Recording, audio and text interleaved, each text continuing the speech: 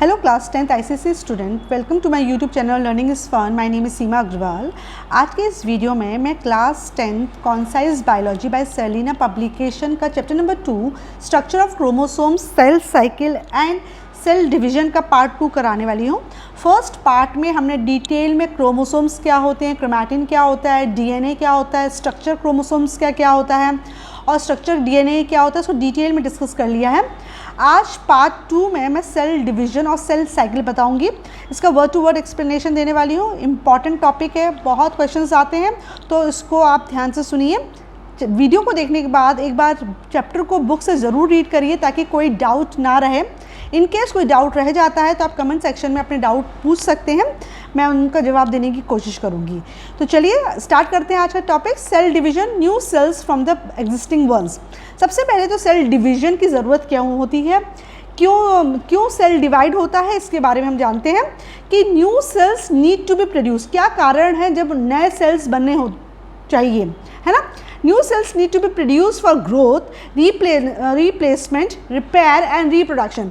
नए सेल्स की ज़रूरत होती है हमारी बॉडी की ग्रोथ के लिए, कुछ भी सेल्स जो वॉर्न आउट हो गए हैं उनको रिप्लेस करने के लिए, कहीं चोट लग गई है तो उसको रिपेयर करने के लिए, और रिप्रोडक्शन के लिए, यानी कि किसी भी स्पीशीज़ की कंटिन्यूटी के लिए बहुत ज़रूरी होता है रिप्रोडक्शन, ताकि कोई भी ऑर्गेनिज्म है अपने ही जैसे ही ऑर्गेनिज्म को रिप्रोड्यूस कर पाए, ताकि वो जो स्पीशीज़ है वो कंटिन्यू होती रहे। तो ह्यूमन बींग्स में भी रिप्रोडक्शन का प्रोसेस होता है कि बच्चों को जन्म दिया जाता है ताकि जो ह्यूमन रेस है वो कंटिन्यू होती रहे, राइट। तो अगर आपसे कोई पूछा जाए कि भाई सेल डिवीजन की क्या ज़रूरत होती है आपके शरीर में, तो आप सबसे पहले यही पॉइंट वाइज लिखोगे और फिर पॉइंट को उसको आप इलेबरेट करोगे जैसे बुक में दिया है कि नए सेल्स के शरीर में ज़रूरत होती है ग्रोथ के लिए, रिप्लेसमेंट के लिए, रिपेयर के लिए और रिप्रोडक्शन के लिए। इसको हम डिटेल में देखते हैं। For growth, every organism, be it a plant or an animal, begins its life as a single cell, the fertilized egg। हर एक ऑर्गेनिज्म, भले ही वो प्लांट हो या कोई एनिमल हो, उसका जीवन शुरू होता है एक सिंगल सेल के रूप में, यानी कि एक फर्टिलाइज्ड एग के रूप में। आपको पता है जब स्पर्म एग से फ्यूज़ होता है तो फर्टिलाइजेशन होता है और जाइगोट बनता है, इसी को हम फर्टिलाइज एग कहते हैं। तो किसी भी ऑर्गेनिज्म की शुरुआत, या हम प्लांट्स में बात करें या एनिमल्स में बात करें, फर्टिलाइज एग के रूप में होती है जब स्पर्म और ओवा का फ्यूजन होता है और जाइगोट बनता है। उस जाइगोट को हम फर्टिलाइज एग कहते हैं और इसी से शुरुआत होती है। This cell divides repeatedly to form a clusters of cells which start shaping for different functions to form tissues and organs। जैसे ही ये फर्टिलाइज एग बनता है, ये रिपीटेडली कई बार डिवाइड होता है और एक सेल से क्लस्टर्स ऑफ सेल्स में कन्वर्ट होता है। मतलब एक सिंगल सेल से सेल्स का गुच्छा बन जाता है, यानी कि बहुत सारे सेल्स डेवलप हो जाते हैं। और ये जो सेल्स होते हैं ये अपने आप का अलग अलग शेप लेने लगते हैं और अलग अलग डिफरेंट फंक्शंस को परफॉर्म करने के लिए अपने आप को तैयार करने लगते हैं, है ना। तो सेल्स जो होते हैं वो अलग अलग टिश्यूज़ का और अलग अलग ऑर्गन्स का रूप ले लेते हैं। तो जहाँ जो लाइफ स्टार्ट हुई थी सिंगल फर्टिलाइज एग से, वो जैसे ही सिंगल फर्टिलाइज एग बना, ये क्विकली डिवाइड होगा और अलग अलग रूप ले लेगा ताकि वो अलग अलग फंक्शंस परफॉर्म कर सके। और किसके रूप में फंक्शंस परफॉर्म करेगा, अलग अलग टिश्यूज़ के रूप में, और टिश्यू से ये क्या बन जाएंगे, ऑर्गन्स बन जाएंगे। तो पहला जो रिक्वायरमेंट है सेल डिवीजन का ये है कि the cell division is essential for growth. तो ग्रोथ के लिए सेल डिवीजन का होना बहुत ज़रूरी है। अगर शरीर में ग्रोथ ही नहीं दिखेगी, अगर सिंगल सेल है, अगर ये डिवाइड नहीं होगा, इसमें डिवीजन नहीं होगा, तो फिर इसकी ग्रोथ कैसे होगी। तो जैसे ही फर्टिलाइज एग बनता है और आप देख रहे हो ये तुरंत डिवाइड होकर ऐसे क्लस्टर ऑफ सेल्स बना देते हैं, यानी कि बहुत सारे सेल्स के ऐसे गुच्छे बन जाते हैं। और ये प्रोसेस कंटिन्यू होता है, 1 से 2 बनेंगे, 2 से 4 बनेंगे, फिर 4 से 8 बनेंगे, और तुम्हारा क्या होगा, ये प्रोसेस तुम्हारा होता रहेगा। और ये सेल्स किसका रूप लेंगे, सेल से ये टिश्यूज़ में कन्वर्ट होंगे, टिश्यू से ऑर्गन्स बनाएंगे, है ना। ऑर्गन से ऑर्गन सिस्टम बनता है और पूरा का पूरा ऑर्गेनिज्म बन जाता है और अलग अलग फंक्शन परफॉर्म होते हैं, राइट। तो पहला जो फंक्शन है, जो पहली रिक्वायरमेंट है कि सेल डिवीजन ज़रूरी होता है शरीर की ग्रोथ के लिए, है ना। आप देखते हैं एक छोटा सा बच्चा जब जन्म लेता है, छोटा सा बच्चा कितना उसका छोटा सा होता है कि हमारे हाथों में आ जाता है, फिर धीरे धीरे वो 20-21 साल तक उसकी फिजिकल ग्रोथ तो होती रहती है और छोटा सा बच्चा एकदम लंबा हो जाता है ना, और उसका वेट बढ़ जाता है, उसके ऑर्गन्स और अच्छे से काम करने लगते हैं। तो ये सारा प्रोसेस क्यों पॉसिबल हो पाता है, ये सेल डिवीजन की वजह से ही प्रोसेस हो पाता है। पॉसिबल हो पाता है। फिगर 2.8 में जिसमें ये देख रहे हो आप कि एक ही सेल एक क्लस्टर ऑफ सेल्स में कन्वर्ट हो गया है। A 4-day old human embryo containing 16 cells resulting from 4 cell divisions, है ना। ये जो क्लस्टर है एक 4 दिन का एक ह्यूमन एम्ब्रियो है, ये बार बार डिवाइड होके उसने एक 16 सेल का वो बना लिया है, क्लस्टर बना लिया है ना। एक सेल से 16 यानी 16 सेल्स में कन्वर्ट हो गया है। ठीक है, किस तरह हुआ, पहले 1 से 2 बने, फिर 2 से 4 बने, फिर 4 से 8 बने और 8 से 16 बन गए। इस तरीके से 4 दिनों में 1 2 3 4 दिनों में एम्ब्रियो आपका 16 सेल का हो जाता है। As they multiply, they specialize to form the tissues and the organs of the body. ये मल्टीप्लाई तो होते ही रहते हैं, मतलब इनका नंबर तो बढ़ते ही रहता है, साथ साथ में ये टिश्यूज़ में और ऑर्गन्स ऑफ द बॉडी में कन्वर्ट होने लगते हैं ताकि ये बॉडी के अंदर अलग अलग फंक्शंस को परफॉर्म कर सकें। जो नेक्स्ट रिक्वायरमेंट है सेल डिवीजन की वो होती है फॉर रिप्लेसमेंट। दूसरी जो जरूरी चीज़ होती है जिसके लिए सेल डिवाइड होता है वो होता है रिप्लेसमेंट के लिए। There is always a wear and tear of cells during the normal body functions. जब बॉडी नॉर्मली फंक्शन करती है तो उसमें कुछ ना कुछ टूट फूट होती रहती है ना। For example 20 million of red blood cells in our body are destroyed every minute. अगर हम अपनी RBCs यानी कि रेड ब्लड सेल्स की बात करें तो हर एक मिनट में करीब 20 मिलियन RBCs डिस्ट्रॉय होते रहते हैं। तो भैया अगर ये इसी रेट से अगर डिस्ट्रॉय होते रहे तो एक टाइम ऐसा आएगा कि हमारे शरीर में तो RBCs बचेंगे नहीं। लेकिन ये ऐसा नहीं होता है, जहाँ 20 मिलियन RBCs हर मिनट डिस्ट्रॉय होते रहते हैं तो वहीं इनको रिप्लेस करने के लिए नए RBCs भी इसी रेट से बनते रहते हैं ताकि हमारे शरीर में RBCs की कमी ना हो। These are replaced by new cells formed through a division of their parent cells in the bone marrow. तो जो ये 20 मिलियन RBC जो हर एक मिनट में डिस्ट्रॉय हो रहे हैं ये रिप्लेस हो जाते हैं नए सेल्स से, और ये नए सेल्स कहाँ बनते हैं, बोन मैरो में। शरीर की जो बोन मैरो है उसमें से पेरेंट सेल्स के द्वारा ये दोबारा नए RBCs बन जाते हैं और इस तरीके से हमारे शरीर में RBCs की कमी नहीं होती है। तो पुराने जो सेल्स होते हैं वॉर्न आउट हो गए या वीक हो गए हैं, ठीक है, अच्छे से परफॉर्म नहीं कर रहे हैं, तो वो हटते चले जाते हैं और उनकी जगह नए सेल्स बनते जाते हैं। तो नेक्स्ट जो रिक्वायरमेंट है रिप्लेसमेंट के लिए सेल डिवीजन का होना बहुत ज़रूरी है। In plants the old and dried leaves fall of and the new ones grow out. उसी तरीके से आपने पेड़ पौधों में देखा है ना, जब बसंत ऋतु आती है तो आप देखते हैं कि पुराने जो या ऑटम सीजन आता है तो आप देखते हैं पुराने पत्ते झड़ जाते हैं, उनकी जगह नए पत्ते आ जाते हैं। तो ये नए पत्ते भी कैसे बने, ये सेल डिवीजन के द्वारा ही बनते हैं, ठीक है ना। तो भले ही हम प्लांट की बात करें या एनिमल्स की बात करें या ह्यूमन बींग्स की बात करें, ये सेल डिवीजन का प्रोसेस सब में होता है। नेक्स्ट जो फंक्शन होता है जिसकी वजह से सेल डिवीजन होता है वो होता है रिपेयर के लिए। नाम से पता चल रहा है, apart from normal wear and tear of the tissues in the body there may be accidental injuries, one may get cuts in the skin or fractures in the bone. हल्का फुल्का जो वियर टियर होता है वो तो होते ही रहता है, साथ साथ में कुछ एक्सीडेंट भी होता है ना, कहीं उंगली कट गई या कुछ चोट लग गई, खरोच आ गई या हमारी हड्डी टूट गई, तो ये इंजरीज जो होती है तो इसको भी तो रिपेयर करने की ज़रूरत है।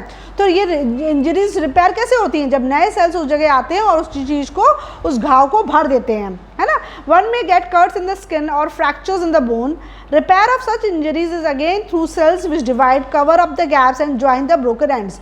तो रिपेयर, जब ये इंजरीज रिपेयर होती हैं तो जो गैप क्रिएट हो जाता है वो गैप फिल होता है जब उस जगह पर नए सेल डिवाइड होकर आ जाते हैं, उस जगह को ले लेते हैं, ठीक है ना। कोई हड्डी टूट गई है तो उसके बीच में गैप आ गया है, अब इस गैप को फिल करने के लिए क्या होगा, नए सेल्स बनेंगे, ठीक है। ये बोन है, ये क्रैक हो गई तो यहाँ पे बीच में गैप आ गया, इस गैप को भरने के लिए यहाँ पे नए सेल्स आके इसको फिल कर देंगे, ठीक है, और ये हड्डी आपकी फिर से एक जैसी हो जाएगी, है ना। ये सपोज करो ये गैप आया, न्यू सेल्स इस रीजन में बन जाएंगे, है ना, रिपेयर होंगे, सेल डिवीजन के द्वारा बन जाएगा, दोबारा तुम्हारी हड्डी एक सी हो जाएगी। तो रिपेयर के लिए भी तुम्हारा सेल डिवीजन का होना ज़रूरी होता है।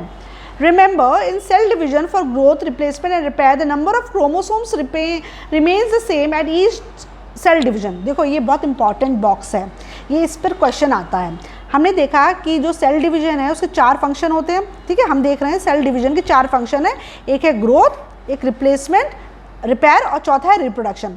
तो जो पहले जो 3 फंक्शन परफॉर्म हो रहे हैं, ग्रोथ हो रही है, रिप्लेसमेंट हो रही है या रिपेयर हो रही है, इसमें जो नंबर ऑफ क्रोमोसोम्स होते हैं वो हर एक डिवीजन में सेम होते हैं, right. The chromosome duplicates and distribute equally in the daughter cells. Actually क्या होता है, पेरेंट सेल के जो क्रोमोसोम्स होते हैं वो तुम्हारे डबल हो जाते हैं, डुप्लीकेट हो जाते हैं और फिर दोनों डॉटर सेल्स में बराबर के वो पहुंच जाते हैं। इस तरीके से पेरेंट सेल में भी उतने ही क्रोमोसोम होते हैं और जो डॉटर सेल्स बनती हैं उसमें भी उतने ही क्रोमोसोम्स रहते हैं। ठीक है, तो नंबर ऑफ क्रोमोसोम तुम्हारा चेंज नहीं होता है जब तुम्हारी ग्रोथ, रिप्लेसमेंट और रिपेयर हो रहे हैं। This kind of division which occurs in a body cell except in the egg producing oocytes in ovaries and sperm producing spermatocyte in testes is known as mitosis। तो जब तुम्हारा number of chromosome parent cell में और daughter cell में same रहता है तो इस वाले तो ये वाला डिवीजन क्या कहलाता है? माइटोसिस कहलाता है।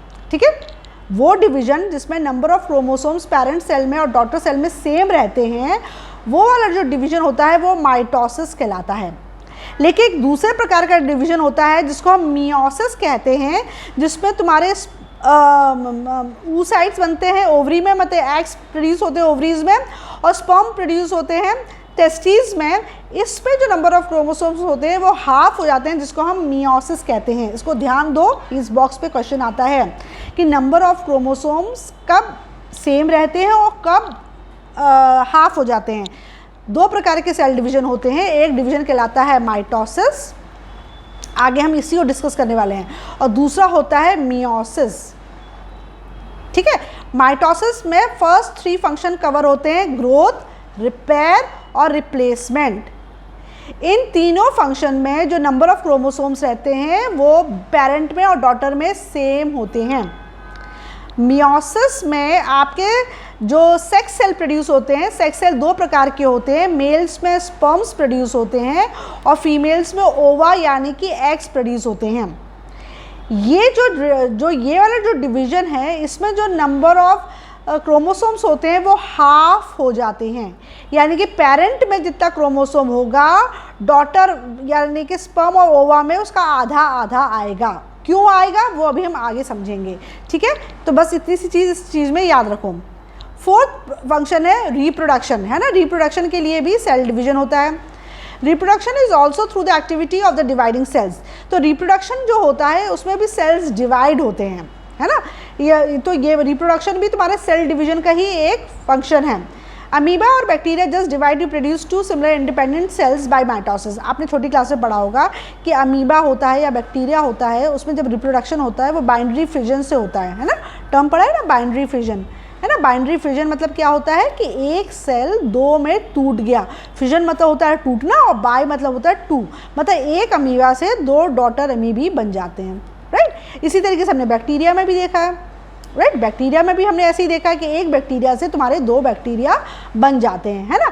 तो क्या बोल रहे हैं, अमीबा और bacteria just divide to produce 2 similar independent cells by mitosis. तो अमीबा और बैक्टीरिया में आप देखते हो कि एक सेल से 2 सेल्स बन जाते हैं और ये जो प्रोसेस होता है वो माइटोसिस के द्वारा होता है। ठीक है, इन हायर फॉर्म्स, लेकिन जो हायर ऑर्गेनिज्म हुए जैसे कि ह्यूमंस हुए या बनियन ट्री हुआ, इसमें जब डिवीजन होता है, रिप्रोडक्शन होता है, तो उसके स्पेशल रिप्रोडक्टिव ऑर्गन्स होते हैं जिसमें एक स्पेशल टाइप का डिवीजन होता है जिसको कहते हैं मियोसिस। मियोसिस में आपका स्पर्म बनता है और एग बनते हैं। ठीक है, छोटे ऑर्गेनिज्म में जो रिप्रोडक्शन होता है वो माइटोसिस के द्वारा होता है और इसमें सिंपली एक पेरेंट सेल 2 डॉटर सेल्स में डिवाइड हो जाता है, जैसे कि अमीबा और बैक्टीरिया। ये एग्जाम्पल याद रखना, पूछा जाएगा कि भाई किसमें माइटोसिस के द्वारा रिप्रोडक्शन होता है, तो वो एग्जाम्पल क्या लिखोगे तुम, अमीबा और बैक्टीरिया। ठीक है, अमीबा और बैक्टीरिया लिखोगे, इसमें जो रिप्रोडक्शन होता है वो माइटोसिस के द्वारा होता है। लेकिन इनके अलावा जितने भी हायर फॉर्म्स हैं, यानी कि ह्यूमंस हुए, बनियन ट्री हुई, लायन हुआ, डॉग हुआ, कैट हुई, कुछ भी ऐसे हायर ऑर्गेनिज्म हुए, इसमें जो रिप्रोडक्शन होता है वो माइटोसिस के द्वारा नहीं होता है, वो मियोसिस के द्वारा होता है। ठीक है, मियोसिस के द्वारा होता है। और मियोसिस में 2 प्रकार के सेल्स बनते हैं, एक होता है स्पर्म और एक होता है ओवा, या इसी को हम एग्स भी कहते हैं। आपको पता है स्पर्म्स मेल में प्रोड्यूस होते हैं और जो ओवा और एग होते हैं वो फीमेल की बॉडी में प्रोड्यूस होते हैं। ठीक है, यहाँ तक याद समझ में आया। The sperms and eggs receive only half the number of chromosomes of their parent cell, that is 1 chromosome from each pair। तो जब मेटिंग होती है, मतलब कि मेल और फीमेल के बीच में जो मिलते हैं तो इनका जो क्रोमोसोम होता है वो 2n होता है। ठीक है, तो ये हाफ क्रोमोसोम आते हैं। ठीक है, ये हाफ हाफ क्रोमोसोम आते हैं, ठीक है। तो इनका जो हाफ हाफ क्रोमोसोम है ये मिलके डॉटर सेल में 2n क्रोमोसोम बना देते हैं। क्या लिखा है? The sperms and eggs receives only half of the number of chromosomes of their parent cells, यानी कि पेरेंट सेल से जो स्पर्म में और एग में जो क्रोमोसोम आएगा वो कितना आएगा? आधा ही आएगा, 2n की जगह सिर्फ n ही आएगा। मेल में भी 2n की जगह n आएगा, फीमेल में भी 2n की जगह n आएगा। अब जब मेटिंग होगी तो मेल का n और फीमेल का n क्रोमोसोम मिलके जो डॉटर बनेगा, डॉटर सेल बनेगा या जो जाइगोट बनेगा उसमें ऑटोमेटिकली जो क्रोमोसोम की संख्या है वो अपने पेरेंट की संख्या के बराबर हो जाएगी, यानी कि 2n। अगर सपोज करो मेल और फीमेल के 2n क्रोमोसोम अगर आते तो जो बच्चा बनता उस पर नंबर ऑफ क्रोमोसोम्स कितने हो जाते? 4n। तो फिर ये बच्चा ह्यूमन बीइंग का नहीं होता, ये कुछ और ही बन जाता। तो ये चीज़ नहीं हो, इसलिए नेचुरली क्या होता है कि जब रिप्रोडक्शन होता है हायर ऑर्गेनिज्म में तो मेल में जो क्रोमोसोम्स होते हैं और फीमेल में जो क्रोमोसोम्स होते हैं वो 2n होते हैं। इनका जब स्पर्म बनता है तो स्पर्म मेल में जब स्पर्म बनता है तो स्पर्म के अंदर जो क्रोमोसोम्स की संख्या होती है वो n होती है। उसी तरीके से फीमेल में जो एग्स बनते हैं उसमें जो क्रोमोसोम की संख्या होती है वो भी n होती है। जब स्पर्म्स और एग मिलते हैं इनका फ्यूजन होता है और जाइगोट बनता है, यानी कि जो इनबॉर्न बेबी बना उसमें जो नंबर ऑफ क्रोमोसोम है वो n और n को मिला के 2n हो जाते हैं। इस प्रकार से आपके जो नंबर ऑफ क्रोमोसोम्स होते हैं वो इस तरीके से मेंटेन हो जाते हैं। तो जब नंबर ऑफ क्रोमोसोम्स हाफ होते हैं तो इस प्रोसेस को हम दूसरे नाम से जानते हैं, इसको हम मियोसिस कहते हैं, यानी कि रिडक्शन डिवीजन होता है, ठीक है। The sperms and eggs receive only half the number of chromosomes of their parent cell, that is one chromosome from each pair. This reduction in chromosomes number is very significant. ये reduction होना, ये आधा होना बहुत ज़रूरी होता है ताकि बच्चे में भी अल्टीमेटली फ्यूजन के बाद 2n क्रोमोसोम ही आए, नहीं तो बच्चे के अंदर कितने आ जाएंगे? 4n क्रोमोसोम आ जाएगा और 4n से वो फिर ह्यूमन का बेबी नहीं रहेगा, वो कुछ और बन जाएगा। तो नेचुरली ये चीज़ नहीं हो तो इस तुम्हारा क्रोमोसोम्स का आधा होना बहुत ज़रूरी है, इसलिए इन्होंने बोला है this reduction in chromosome number is very significant, right. इन्होंने समझाया है इस बॉक्स में जो बॉडी सेल्स होते हैं, याद रखो भाई बॉडी सेल्स बोलेंगे, कहीं कहीं वो बॉडी सेल्स बोलेंगे, कहीं कहीं वो सोमैटिक सेल्स बोलेंगे। क्या बोलेंगे? Somatic cell. कंफ्यूज मत होना, जितने भी बॉडी के सेल्स हैं जो रिप्रोडक्शन में हिस्सा नहीं लेते हैं, बॉडी के बाकी सारे सेल जो रिप्रोडक्शन के प्रोसेस में हिस्सा नहीं लेते हैं वो सोमैटिक सेल कहलाते हैं, या इनको हम बॉडी सेल्स के नाम से जानते हैं। तो मैन में भी इनका नंबर ऑफ क्रोमोसोम 46 होता है, वुमेन में भी 46 होता है। अगर हम इस 46 को पेयर में कन्वर्ट करें तो 46 किस में हो जाएगा? 23 पेयर्स में हो जाएगा। और वुमेन में भी 46 को अगर पेयर में बोलेंगे 23 पेयर्स हो जाएंगे, यानी कि मैन में भी 23 पेयर्स होते हैं क्रोमोसोम्स के और वुमेन में भी 23 पेयर यानी कि 23 जोड़े होते हैं क्रोमोसोम में। इसको हम रिप्रेजेंट करते हैं 2n से। जो सेक्स सेल्स होते हैं यानी कि स्पर्म और एग, इसमें सिंगल 23 होते हैं, इसमें 23 पेयर्स हैं, जबकि स्पर्म और एग में 23 सिंगल है, ये जोड़े में है, ठीक है, ये जोड़े में होते हैं, 2n जोड़े में है, राइट, ठीक है। लेकिन तुम्हारे सेक्स सेल में ये सिंगल होते हैं, यानी कि n होते हैं, ठीक है। 23 सिंगल क्रोमोसोम होता है, इसको हम n से रिप्रेजेंट करते हैं। जब फर्टिलाइजेशन होता है तो इसका स्पर्म का 23 क्रोमोसोम और एग का 23 क्रोमोसोम ये आपस में मिलते हैं और ये दोबारा 46 यानी कि इस तरीके से बन जाते हैं पैरेट की तरह, यानी कि 46 क्रोमोसोम हो गए, यानी कि फिर 23 पेयर होगा और नंबर 2n आ जाएगा। I hope this is clear, right. फिर से एक बार बताऊं, बॉडी सेल्स में मैन में जो क्रोमोसोम्स होते हैं, जितने भी हमारी बॉडी में सेल्स होते हैं उसमें जो क्रोमोसोम्स होते हैं वो 46 हैं। अगर हम इन 46 क्रोमोसोम का पेयर बना दें यानी कि जोड़ा बना दें तो 46 क्रोमोसोम से कितने जोड़े बनेंगे, कितने पेयर बनेंगे? 23, राइट। तो वुमेन में भी 23 पेयर्स बनेंगे। तो इन 23 पेयर्स ऑफ क्रोमोसोम्स को हम 2n से रिप्रेजेंट करते हैं, ठीक है। तो ये तो बात हुई बॉडी सेल्स की। लेकिन दूसरे प्रकार के जो सेल्स होते हैं जो रिप्रोडक्शन में हिस्सा लेते हैं वो होते हैं सेक्स सेल्स। ये दो प्रकार के होते हैं, मेल में स्पर्म्स होते हैं, फीमेल में एग्स होते हैं। स्पर्म्स और एग्स स्पेशल प्रकार के सेल हैं, इसके अंदर 46 क्रोमोसोम्स नहीं होते, इसके अंदर 23 23 क्रोमोसोम्स होते हैं। मतलब तुम्हारे स्पर्म में भी 23 क्रोमोसोम्स होंगे और ओवा में भी, एग में भी 23 क्रोमोसोम्स ही होंगे। तो 23 क्रोमोसोम्स को हम एन और एन से रिप्रेजेंट करते हैं। जब फर्टिलाइजेशन होता है और फर्टिलाइज एग बनता है तो 23 स्पर्म्स तुम्हारे मेल के जो 23 क्रोमोसोम्स हैं वो आते हैं और एग से जो 23 क्रोमोसोम्स हैं वो मिलते हैं। तो स्पर्म के 23 क्रोमोसोम और एग के 23 क्रोमोसोम्स मिलके नए बेबी में कितने क्रोमोसोम आ जाते हैं? 46 क्रोमोसोम आ जाते हैं और ये फिर अगर जोड़े में कन्वर्ट किया जाए तो 23 पेयर्स बन जाते हैं और इसको हम 2n कहते हैं। ठीक है, तो इस तरीके से ये होता है। Now types of cell division, जैसे अभी मैंने आपको थोड़ा सा इंट्रोडक्शन तो दे दिया है कि जो सेल डिवीजन है वो दो प्रकार का है, माइटोसिस और मियोसिस। जो माइटोसिस सेल डिवीजन होता है वो ग्रोथ और डेवलपमेंट के लिए ज़रूरी होता है। जो मियोसिस सेल डिवीजन होता है वो प्रोडक्शन ऑफ गैमेट्स यानी कि स्पर्म्स और ओवा को बनाने के लिए ज़रूरी होता है, क्योंकि ये जो आगे चल के रिप्रोडक्शन में हेल्प करेगा। ठीक है, जबकि ये जो माइटोसिस है इससे ग्रोथ होगी, रिपेयर होगी और रिप्लेसमेंट होगा। ठीक है, वॉन आउट सेल्स का, जबकि मियोसिस के द्वारा रिप्रोडक्शन होगा यानी कि नया ऑर्गेनिज्म बनेगा। तो अगर आपसे पूछा जाए कि कितने प्रकार के डिवीजन होते हैं तो आप बोलोगे 2 प्रकार के डिवीजन होते हैं, एक का नाम है माइटोसिस और दूसरे का नाम है मियोसिस। तो माइटोसिस में क्या होता है? Cell division leading to growth and development, और meiosis is a cell division leading to the production of gametes या सेक्स सेल्स। बस इतना लिख दोगे ना, ये डेफिनेशन कंप्लीट मानी जाएगी। राइट, तो इस तरीके से इसको लर्न करना। माइटोसिस 2 वर्ड से बना है, मतलब माइटोसिस जो वर्ड से बना है उसका है नाम, मतलब है माइटोस वर्ड से बना है। माइटोस मतलब होता है थ्रेड। माइटोसिस में तुम्हारे जो क्रोमोसोम्स हैं वो क्रोमैटिन थ्रेड्स रहते हैं, वो थ्रेड लाइक यानी धागे के रूप में दिखते हैं, इसलिए इस डिवीजन का नाम माइटोसिस रखा गया है। माइटोसिस में जो क्रोमोसोम्स होते हैं वो धागे की तरह दिखते हैं, है ना, एकदम पतले पतले से धागे, थ्रेड लाइक लगते हैं। तो वहाँ वो थ्रेड लाइक उनका स्ट्रक्चर है, इसलिए ये वो टर्म आया माइटोसिस, क्योंकि माइटोस का मतलब होता है थ्रेड।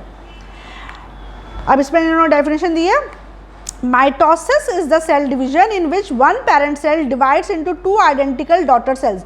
माइटोसिस वो सेल डिवीजन है जिसमें एक parent cell 2 identical daughter cells में टूट जाता है। ठीक है, एक parent cell 2 identical daughter cell में डिवाइड हो जाता है। ये जो डॉटर सेल हैं आइडेंटिकल हैं, ये वर्ड याद रखना, पूछते हैं माइटोसिस में आइडेंटिकल बनते हैं कि डिफरेंट बनते हैं? तो माइटोसिस में आइडेंटिकल बनते हैं, मतलब जैसा पेरेंट होगा वैसे ही उसके डॉटर सेल्स बनते हैं। Right, now the most important aspect of mitosis is that the same normal chromosome number is maintained at each cell division। सबसे जो खास बात है माइटोसिस की वो ये है कि हर एक सेल डिवीजन में सेम नॉर्मल क्रोमोसोम नंबर को मेंटेन किया जाता है, यानी कि पेरेंट में भी 2n है तो डॉटर में भी 2n आएगा। हर बार जब डिवीजन होगा माइटोसिस के थ्रू तो नंबर ऑफ क्रोमोसोम की संख्या जो होगी वो सेम रहेगी, वो आधी नहीं होगी। ठीक है, तो ये लाइन याद रखना, पूछेंगे वो। ठीक है, तो बेटा एक एक वर्ड पढ़ा करो, क्योंकि हर एक सेंटेंस से हर एक उससे क्वेश्चन बन जाता है, इसलिए आपको अपना चैप्टर को बार बार रीड करना है। फिर आपको कोई भी 10 चीज़ें पढ़ने की ज़रूरत नहीं है। अगर आपने अपनी टेक्स्ट बुक का चैप्टर ध्यान से पढ़ लिया तो आप हर प्रकार के क्वेश्चंस का जवाब दे दोगे, भले ही वो डायरेक्ट क्वेश्चन पूछें या घुमा फिरा के पूछें या कॉम्पिटेंसी बेस्ड पूछें या शॉर्ट में पूछें या लॉन्ग में पूछें। अगर तुमको कॉन्सेप्ट आ गया है तो तुम हर प्रकार के क्वेश्चन का जवाब दे सकते हो। ठीक है, तो the most important aspect of mitosis is that the same normal chromosome number is maintained at each cell division. हर एक सेल डिवीजन में सेम नॉर्मल क्रोमोसोम नंबर को मेंटेन किया जाता है, ये खास बात होती है माइटोसिस की। Just before the division of the cell, the nucleus prepare for this change and doubles the quantity of DNA, the chromosome substance। देखो, इससे पहले माइटोसिस हो भाई थोड़ी तैयारी तो करनी पड़ेगी, भाई चीज़ को डिवाइड करना है तो थोड़ी सी रूपरेखा तो बनानी पड़ेगी। तो माइटोसिस के पहले जो न्यूक्लियस होता है वो उसके अंदर जो भी मटेरियल होता है उसको वो दुगना कर देता है, डबल कर देता है, तभी तो वो आधा आधा इक्वल क्वांटिटी में बांट पाएगा, है ना। तो न्यूक्लियस के अंदर जितना भी तामझाम होता है उसको वो डबल करना शुरू कर देता है ताकि बराबर से वो अपने दोनों डॉटर्स को बराबर से ये चीज़ दे सके। राइट, है ना। तो माइटोसिस होने के पहले न्यूक्लियस अपने आप को तैयार कर देता है, अपने जो चीज़ें होती हैं उसका डबल करना शुरू कर देता है। तो यही लिखा है उन्होंने कि just before the division of the cell, the nucleus prepare for this change and doubles the quantity of DNA, the chromosome substance। यानी कि क्रोमोसोम का सब्सटेंस होता है डीएनए, उसको वो डबल करना शुरू कर देता है। इसको हम इंटरफेज कहते हैं, ठीक है। तो माइटोसिस के पहले जो स्टेज आती है वो होती है इंटरफेज। इसमें तुमको सेल डिवाइड होते तो नहीं दिखता है, लेकिन सेल के अंदर बहुत हलचल हो रही होती है, वो अपने आप को प्रिपेयर करता है इस डिवीजन में लाने के लिए। तो वो अपना जो डीएनए होता है उसको डबल कर लेता है। ऊपर से देखने में तो ये तुमको ऐसा लगता है कि सेल में कुछ हलचल नहीं हो रही, यानी कि सेल का ये रेस्टिंग स्टेज है, लेकिन एक्चुअल में सेल का ये रेस्टिंग स्टेज नहीं होती है। इस वक्त इंटरफेज स्टेज में क्या हो रहा होता है, डीएनए डबल हो रहा होता है, ठीक है। क्या हो रहा होता है, डीएनए दुगना हो रहा होता है, ताकि बराबर मात्रा में डॉटर सेल्स में आ सके, है ना। देखो, just before the division of the cell the nucleus prepares for this change and doubles the quantity of DNA, the chromosome substance. This is the interphase, apparently the resting phase, since no change in chromosomes is visible externally, but actually it is quite active in synthesizing the DNA। तो बाहर से तो ये cell का resting stage दिखता है क्योंकि chromosomes में कोई बदलाव नहीं दिखता है, लेकिन एक्चुअली जो क्रोमोसोम्स के अंदर जो डीएनए होता है वो डबल हो रहा होता है, उसको सिंथेसाइज किया जाता है इंटरफेज स्टेज में। तो पूछते हैं कौन सी स्टेज रेस्टिंग स्टेज कहलाती है, तो आपको लिखना पड़ेगा इंटरफेज। इसमें क्या होता है, इसमें जो डीएनए का सिंथेसिस होता है, डबलिंग ऑफ डीएनए होता है, राइट। नाउ अब शुरू हुआ इंटरफेज के बाद शुरू हुआ माइटोसिस। माइटोसिस में दो पार्ट होते हैं, एक होता है कैरियोकाइनेसिस और दूसरा होता है तो सबसे पहले तो इंटरफेज आएगा। इस वक्त क्या हो रहा है, सेल तैयार कर रहा है अपने आप को डिवाइड करने के लिए। इसमें कोई हलचल नहीं दिखेगी, बस क्या होगा, आपका जो डीएनए होगा वो डबल हो जाएगा, ठीक है। अब तुम्हारा सेल तैयार है डिवाइड करने के लिए, अब सेल डिवीजन के लिए तुम्हारा सेल तैयार है। तो कौन सा डिवीजन होगा, माइटोसिस होगा। माइटोसिस दो स्टेप में होता है। पहले स्टेप में आपका न्यूक्लियस डिवाइड होता है, न्यूक्लियस का मटेरियल डिवाइड होता है। दूसरे स्टेप में आपका सेल पूरा डिवाइड हो जाता है। जब न्यूक्लियस का मटेरियल डिवाइड होता है तो उसको कैरियोकाइनेसिस कहते हैं, जो कि यहाँ लिखा हुआ है। और जब कैरियोकाइनेसिस का प्रोसेस कंप्लीट हो जाता है तब फिर सेकंड स्टेप आता है जिसमें आपका साइटोप्लाज्म में डिवाइड हो जाता है, उसको कहते हैं साइटोकाइनेसिस, यानी कि पूरा सेल डिवाइड होकर दो नए सेल्स में टूट जाएगा, राइट। साइटोकाइनेसिस में कन्वर्ट हो जाता है। Now phases of mitosis, karyokinesis. Karyokinesis of mitosis occurs in 4 main phases, although each of these phases merges into the next phase, thereby making it a continuous process. Karyokinesis में आपको 4 phase देखने को मिलेंगी, prophase, metaphase, anaphase, telophase. P mat याद रखो, है ना, तो ये सीक्वेंस नहीं भूलोगे। प्रोफेज, मेटाफेज, एनाफेज और टीलोफेज। तो कैरियोकाइनेसिस में 4 स्टेजेस होती हैं, या लेकिन ये जो 4 स्टेज होती हैं ये कंटिन्यूस रहती है, इससे आपको अलग अलग देखने को नहीं मिलेगी, आपको थोड़ा थोड़ा बदलाव दिखेगा और ये ओवरलैप होती हैं, है ना। ये फेज मर्ज हो जाती है अपने आप में। तो प्रोफेज, फिर मेटाफेज, फिर एनाफेज और फिर टीलोफेज होता है। तो कैरियोकाइनेसिस में अगर पूछें कितना फेज होते हैं तो 4 होते हैं। By and large, the 4 phases of mitosis are similar in both animal and plant cells. वैसे मोटे मोटे तौर पे देखा जाए तो ये चाहे आप प्लांट सेल में देखो या एनिमल सेल में देखो, माइटोसिस के चारों स्टेज लगभग कॉमन होती हैं। However, we are first describing the mitotic stage in animal cell पहले, लेकिन हम एनिमल सेल में जो माइटोसिस की स्टेजेस है उसको डिस्कस करेंगे। फिर हम बताएंगे कि प्लांट सेल में क्या डिफरेंट होता है side by side. Two major differences in the mitosis of plant and animal cells have been listed in table 2.1. जो डिफरेंस होता है माइटोसिस, वैसे तो मोटे तौर पर प्लांट सेल और एनिमल सेल में माइटोसिस लगभग सेम है, लेकिन थोड़ा बहुत अंतर है जिसको हमने 2.1 में बताया है, टेबल 2.1 में इस बुक ने बताया है, ठीक है। तो पहले तो हम डिस्कस करने वाले हैं एनिमल सेल में माइटोसिस की चारों स्टेजेस को, ठीक है। तो सबसे पहले हम प्रोफेज को डिस्कस करते हैं कि प्रोफेज में क्या होता है, ठीक है। इसके लिए ये वाला जो डायग्राम है ये वाला डायग्राम हमको देखना है। तो माइटोसिस के पहले तो साइड बाय साइड उन्होंने एनिमल सेल और प्लांट सेल बना रखे हैं, ठीक है। ये वाली जो पहले जो फर्स्ट डायग्राम है वो इंटरफेज स्टेज का दिखा रहे हैं, यानी कि जो रेस्टिंग फेज है इसमें कोई भी विजिबल चेंज क्रोमोसोम्स में नहीं दिखता है, लेकिन डीएनए यहाँ पे भी थ्रेड लाइक है, यहाँ पे भी थ्रेड लाइक है, कोई एक्टिवली कुछ चीज़ नहीं दिख रही है आपको, ठीक है ना। लेकिन डीएनए, नया डीएनए सिंथेसाइज हो रहा है और डीएनए की क्वांटिटी डबल होती है, ठीक है। इसके बाद तुम्हारा ये माइटोसिस की स्टेज शुरू आती है। तो पहला प्रोफेज है, फिर नेक्स्ट मेटाफेज है, फिर नेक्स्ट एनाफेज है और फिर नेक्स्ट आपका टीलोफेज है, ठीक है। इसके बाद आपका जब न्यूक्लियस डिवाइड हो जाता है तो ये डिवाइड हो गया तुम्हारा न्यूक्लियस। अब तुम्हारा माइटोसिस की 2 चीज़ें थी, एक कैरियोकाइनेसिस थी, यहाँ तक कैरियोकाइनेसिस कंप्लीट हो गया है। अब इसके बाद तुम्हारी नेक्स्ट स्टेज आती है माइटोसिस की, जिसको हम कहते हैं साइटोकाइनेसिस। काइनेसिस यानी कि इसमें साइटोप्लाज्म में डिवाइड हो जाएगा और एक्चुअल में 2 डॉटर सेल्स बन जाएंगे। तो ये प्लांट सेल दिखा रहे हैं, एक एनिमल सेल दिखा रहे हैं। अब देखो क्या होता है, इस डायग्राम को समझना बहुत ज़रूरी होता है, क्योंकि सबसे पहले क्वेश्चन तो वो ये बोलेंगे कि वो डायग्राम बना देंगे, और पहला क्वेश्चन तो ये होता है, बताओ भैया कि इसमें प्लांट सेल है कि एनिमल सेल है, पहचानो। देखो एक तरीका तो है भाई, अगर गोल है तो आप कहते हो एनिमल सेल है, और अगर रेक्टेंगल है तो आप कहते हो प्लांट सेल है। तो एक तरीका तो ये है, लेकिन कभी कभी क्या होता है, प्लांट्स और एनिमल सेल दोनों को गोल से रिप्रेजेंट करते हैं। अब हम कैसे डिफ्रेंशिएट करें कि कौन सा प्लांट सेल है, कौन सा एनिमल सेल है?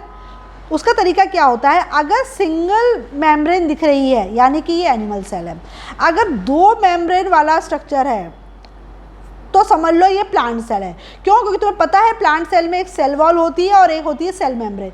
तो हमेशा जब प्लांट सेल बनाएंगे तो 2 मेम्ब्रेन्स बनाएंगे, जबकि एनिमल सेल बनाएंगे तो अकेले सिंगल मेम्ब्रेन बनाएंगे। तो ये तरीका समझ में, अगर एनिमल सेल होगा तो सिर्फ ऐसा होगा, जबकि अगर प्लांट सेल होगा, अगर वो सर्कल में भी बनाया है तो उसके ऊपर आपको 2 मेम्ब्रेन्स दिखेंगी। तो अगर 2 मेम्ब्रेन दिख रही हैं तो कह दो भैया ये प्लांट सेल है। दूसरा तरीका तो एक तो आपने मेम्ब्रेन के द्वारा पहचाना, दूसरा तरीका क्या है, आपको एनिमल सेल में ये आपको सेंट्रोसोम्स दिखेंगे, ये चीज़ दिखेगी, आपको सेंट्रोसोम दिखेंगे, क्योंकि प्लांट सेल में आपको सेंट्रोसोम नहीं दिखेगा, सिर्फ न्यूक्लियस दिखेगा। देख रहे हो आप, है ना? डायग्राम में को ध्यान से देखो कि एनिमल सेल में आपको सेंट्रोसोम्स दिख रहे हैं, जबकि प्लांट सेल में सेंट्रोसोम्स नहीं दिखेंगे, आपको सिर्फ न्यूक्लियस दिखेगा। तो ये दूसरा तरीका है। तो सेल मेम्ब्रेन के द्वारा हम पहचानते हैं कि प्लांट सेल है कि एनिमल सेल है, और दूसरा हम सेंट्रोसोम को देख के पहचानते हैं कि भैया अगर सेंट्रोसोम है तो ये पक्के में एनिमल सेल है, और अगर सेंट्रोसोम नहीं है तो ये पक्के में प्लांट सेल है। ठीक है, तो पहली बात तो तुम डिफ्रेंशिएट करना सीखो। तो अब इसको मैं डिटेल में डिस्कस करती हूँ। तो हम इसको क्या देखते हैं कि जो माइटोसिस है, उसकी माइटोसिस है वो 2 स्टेजेस में कंप्लीट होता है। पहला होता है कैरियोकाइनेसिस, मैं पूरा नहीं लिखूँगी, और दूसरा है साइटोकाइनेसिस। ठीक है, कैरियोकाइनेसिस में न्यूक्लियस डिवाइड होता है। ठीक है, जब न्यूक्लियस का डिवीजन कंप्लीट हो जाता है तब आपका फिर फाइनली साइटोप्लाज्म डिवाइड होता है। तो साइटोकाइनेसिस में साइटोप्लाज्म का डिवीजन होता है। ठीक है, न्यूक्लियस जो कैरियोकाइनेसिस होती है इसकी 4 स्टेजेस होती हैं। ठीक है, जिसको हम पीमेट के द्वारा बोलते हैं, प्रोफेज, मेटाफेज, एनाफेज और टीलोफेज। जैसे ही टीलोफेज कंप्लीट होता है तो नेक्स्ट स्टेज यानी कि साइटोकाइनेसिस शुरू हो जाता है, और साइटोप्लाज्म भी डिवाइड होता है, और 2 डॉटर सेल्स आपकी अलग अलग दिखने लगती हैं, 2 आइडेंटिकल डॉटर सेल्स बन जाती हैं। ठीक है, अब देखते हैं नाउ प्रोफेज। फर्स्ट तो प्रोफेज को फिगर में दो डायग्राम से रिप्रेजेंट किया है, 2.9 ए और बी। तो डायग्राम में जो ए और बी दिखा रहे हैं यानी कि ये वाला और ये वाला, ठीक है ना, ये डायग्राम में जो ये वाला दिखा रहे हैं और ये वाला दिखा रहे हैं, ये दोनों प्रोफेज का डायग्राम है। ये अर्ली प्रोफेज है, ये अर्ली प्रोफेज में इस तरीके से दिखता है, और लेट प्रोफेज में वो इस तरीके से दिखता है। ठीक है, प्लांट्स में भी ऐसे ही है, ए और बी। ठीक है, फिर उसी तरीके से आपको जो मेटाफेज है वो सिर्फ एक डायग्राम से शो कर रहा है, जिसको हम सी फेज दिखा रहे हैं, है ना। तो प्लांट और एनिमल में दोनों में मेटाफेज आपको सी वाले डायग्राम से दिखा रहे हैं। जबकि आपका जो एनाफेज है उसमें भी 2 डायग्राम बनाए गए हैं, एक अर्ली एनाफेज जिसको डी से रिप्रेजेंट कर रहे हैं, और ई के द्वारा लेट एनाफेज से डिस्कस वो शो कर रहे हैं। ठीक है ना, तो प्रोफेज में उन्होंने 2 डायग्राम बनाए, मेटाफेज में सिर्फ एक डायग्राम बनाया, एनाफेज में भी 2 बनाए, डी और ई यानी कि अर्ली और लेट, राइट। फिर आपका जो टीलोफेज है उसको उन्होंने सिर्फ एक डायग्राम से बताया है, जो कि एफ से रिप्रेजेंट कर रहे हैं। ठीक है, प्लांट में एनिमल में। और इसके बाद कैरियोकाइनेसिस कंप्लीट हो जाएगा, और लास्ट जो डायग्राम होगा वो साइटोकाइनेसिस का होगा। ठीक है, अब जब मैं समझाऊं तो आप ये डायग्राम को टैली करना और समझना कि वो क्या बोल रहे हैं। ठीक है ना, टेक्स्ट बुक से पढ़ रहे हैं, इसलिए थोड़ा सा ऊपर नीचे हमको बार बार करना पड़ता है। ठीक है, तो प्रोफेज में 2 स्टेज हैं, फिगर ए और बी से प्रेजेंट करना है, ये अर्ली प्रोफेज बता रहे हैं। The chromosomes have become short and thick and are clearly visible inside the nucleus. Prophase में जो क्रोमोसोम होता है वो थिक हो जाता है और क्लियरली विजिबल होता है न्यूक्लियस के अंदर। देखो डायग्राम्स में, देखो एनाफेज में आप देख रहे हो जो तुम्हारे क्रोमोसोम है पतले पतले में, लेकिन जैसे ही प्रोफेज स्टार्ट होती है तो ये पतले पतले जो क्रोमोसोम्स हैं, ये थ्रेड लाइक जो क्रोमोसोम्स हैं, ये जो थ्रेड लाइक क्रोमोसोम्स हैं ये आपके थिक हो गए हैं, ठीक है, ये थिक हो गए ना, वो यही बोल रहे हैं। क्या बोल रहा है? तो chromosomes have become short and thick and are clearly visible inside the nucleus. तो प्रोफेज में जो क्रोमोसोम्स होते हैं वो पतले पतले थ्रेड की जगह थिक हो जाते हैं और आपको साफ साफ दिखाई देने लगते हैं न्यूक्लियस में, ठीक है। नेक्स्ट क्या होता है? Each chromosomes has already duplicated having made it copy to form 2 chromatids. तो एक क्रोमोसोम 2 क्रोमैटिड्स में कन्वर्ट हो जाता है, ठीक है, 2 क्रोमैटिड जो आपस में ऐसे जुड़े रहते हैं बीच में, ठीक है। Third, the 2 sister chromatid remain attach to each other at a small region called centromere.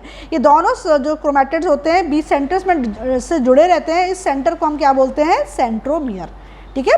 तो प्रोफेज में पतले पतले जो क्रोमोसोम्स होते हैं वो थिक हो जाते हैं और 2 क्रोमैटिड्स बना लेते हैं, ठीक है। ये 2 क्रोमैटिड्स आपस में सेंटर से जुड़े रहते हैं, इसको हम सेंट्रोमियर कहते हैं। हर एक टर्म को याद रखो, किसको क्या बोलते हैं। क्रोमोसोम्स, क्रोमैटिड्स और सेंट्रोमियर 3 टर्म्स आए, तीनों का मतलब अलग है, ठीक है। क्रोमोसोम थ्रेड लाइक थे, वो थिक हो के पेयर में कन्वर्ट हो गए तो वो कहलाए क्रोमैटिड्स, और क्रोमैटिड्स जिस पॉइंट पे जुड़े रहते हैं उसको कहते हैं सेंट्रोमियर, ठीक है। नाउ और क्या होता है? The centrosome in animal cell splits into 2 along with simultaneous duplication of the centrioles contained in it। Animal cell के अंदर सेंट्रोसोम होता है, मैंने बताया था। जब तुम्हारा क्रोमोसोम डुप्लीकेट हो रहा होता है उसी वक्त सेंट्रोसोम भी डुप्लीकेट हो जाता है और 2 सेंट्रियोल्स बन जाते हैं। तो daughter centrioles move apart and occupy opposite cells poles. जो सेंट्रियोल्स, जो डॉटर सेंट्रियोल्स बनते हैं वो अपोजिट पोल की तरफ जाने लगते हैं और each centriole is surrounded by radiating rays and is termed aster. Centrioles के चारों तरफ रेज रहती हैं जिसको हम एस्टर्स कहते हैं। एनिमल सेल में सेंट्रोसोम पाया जाता है, हमने बताया था एनिमल सेल में सेंट्रोसोम्स पाया जाता है। जब क्रोमोसोम डबल हो रहा होता है तो ये सेंट्रोसोम्स भी डबल हो जाता है और इसको हम क्या कहते हैं? Daughter centriole. डॉटर सेंट्रियोल के चारों तरफ ऐसी रेज होती हैं, ठीक है, इसकी तरफ भी रेज है, इसकी तरफ भी रेज है। इन रेज को हम क्या बोलते हैं? एस्टर बोलते हैं, ठीक है।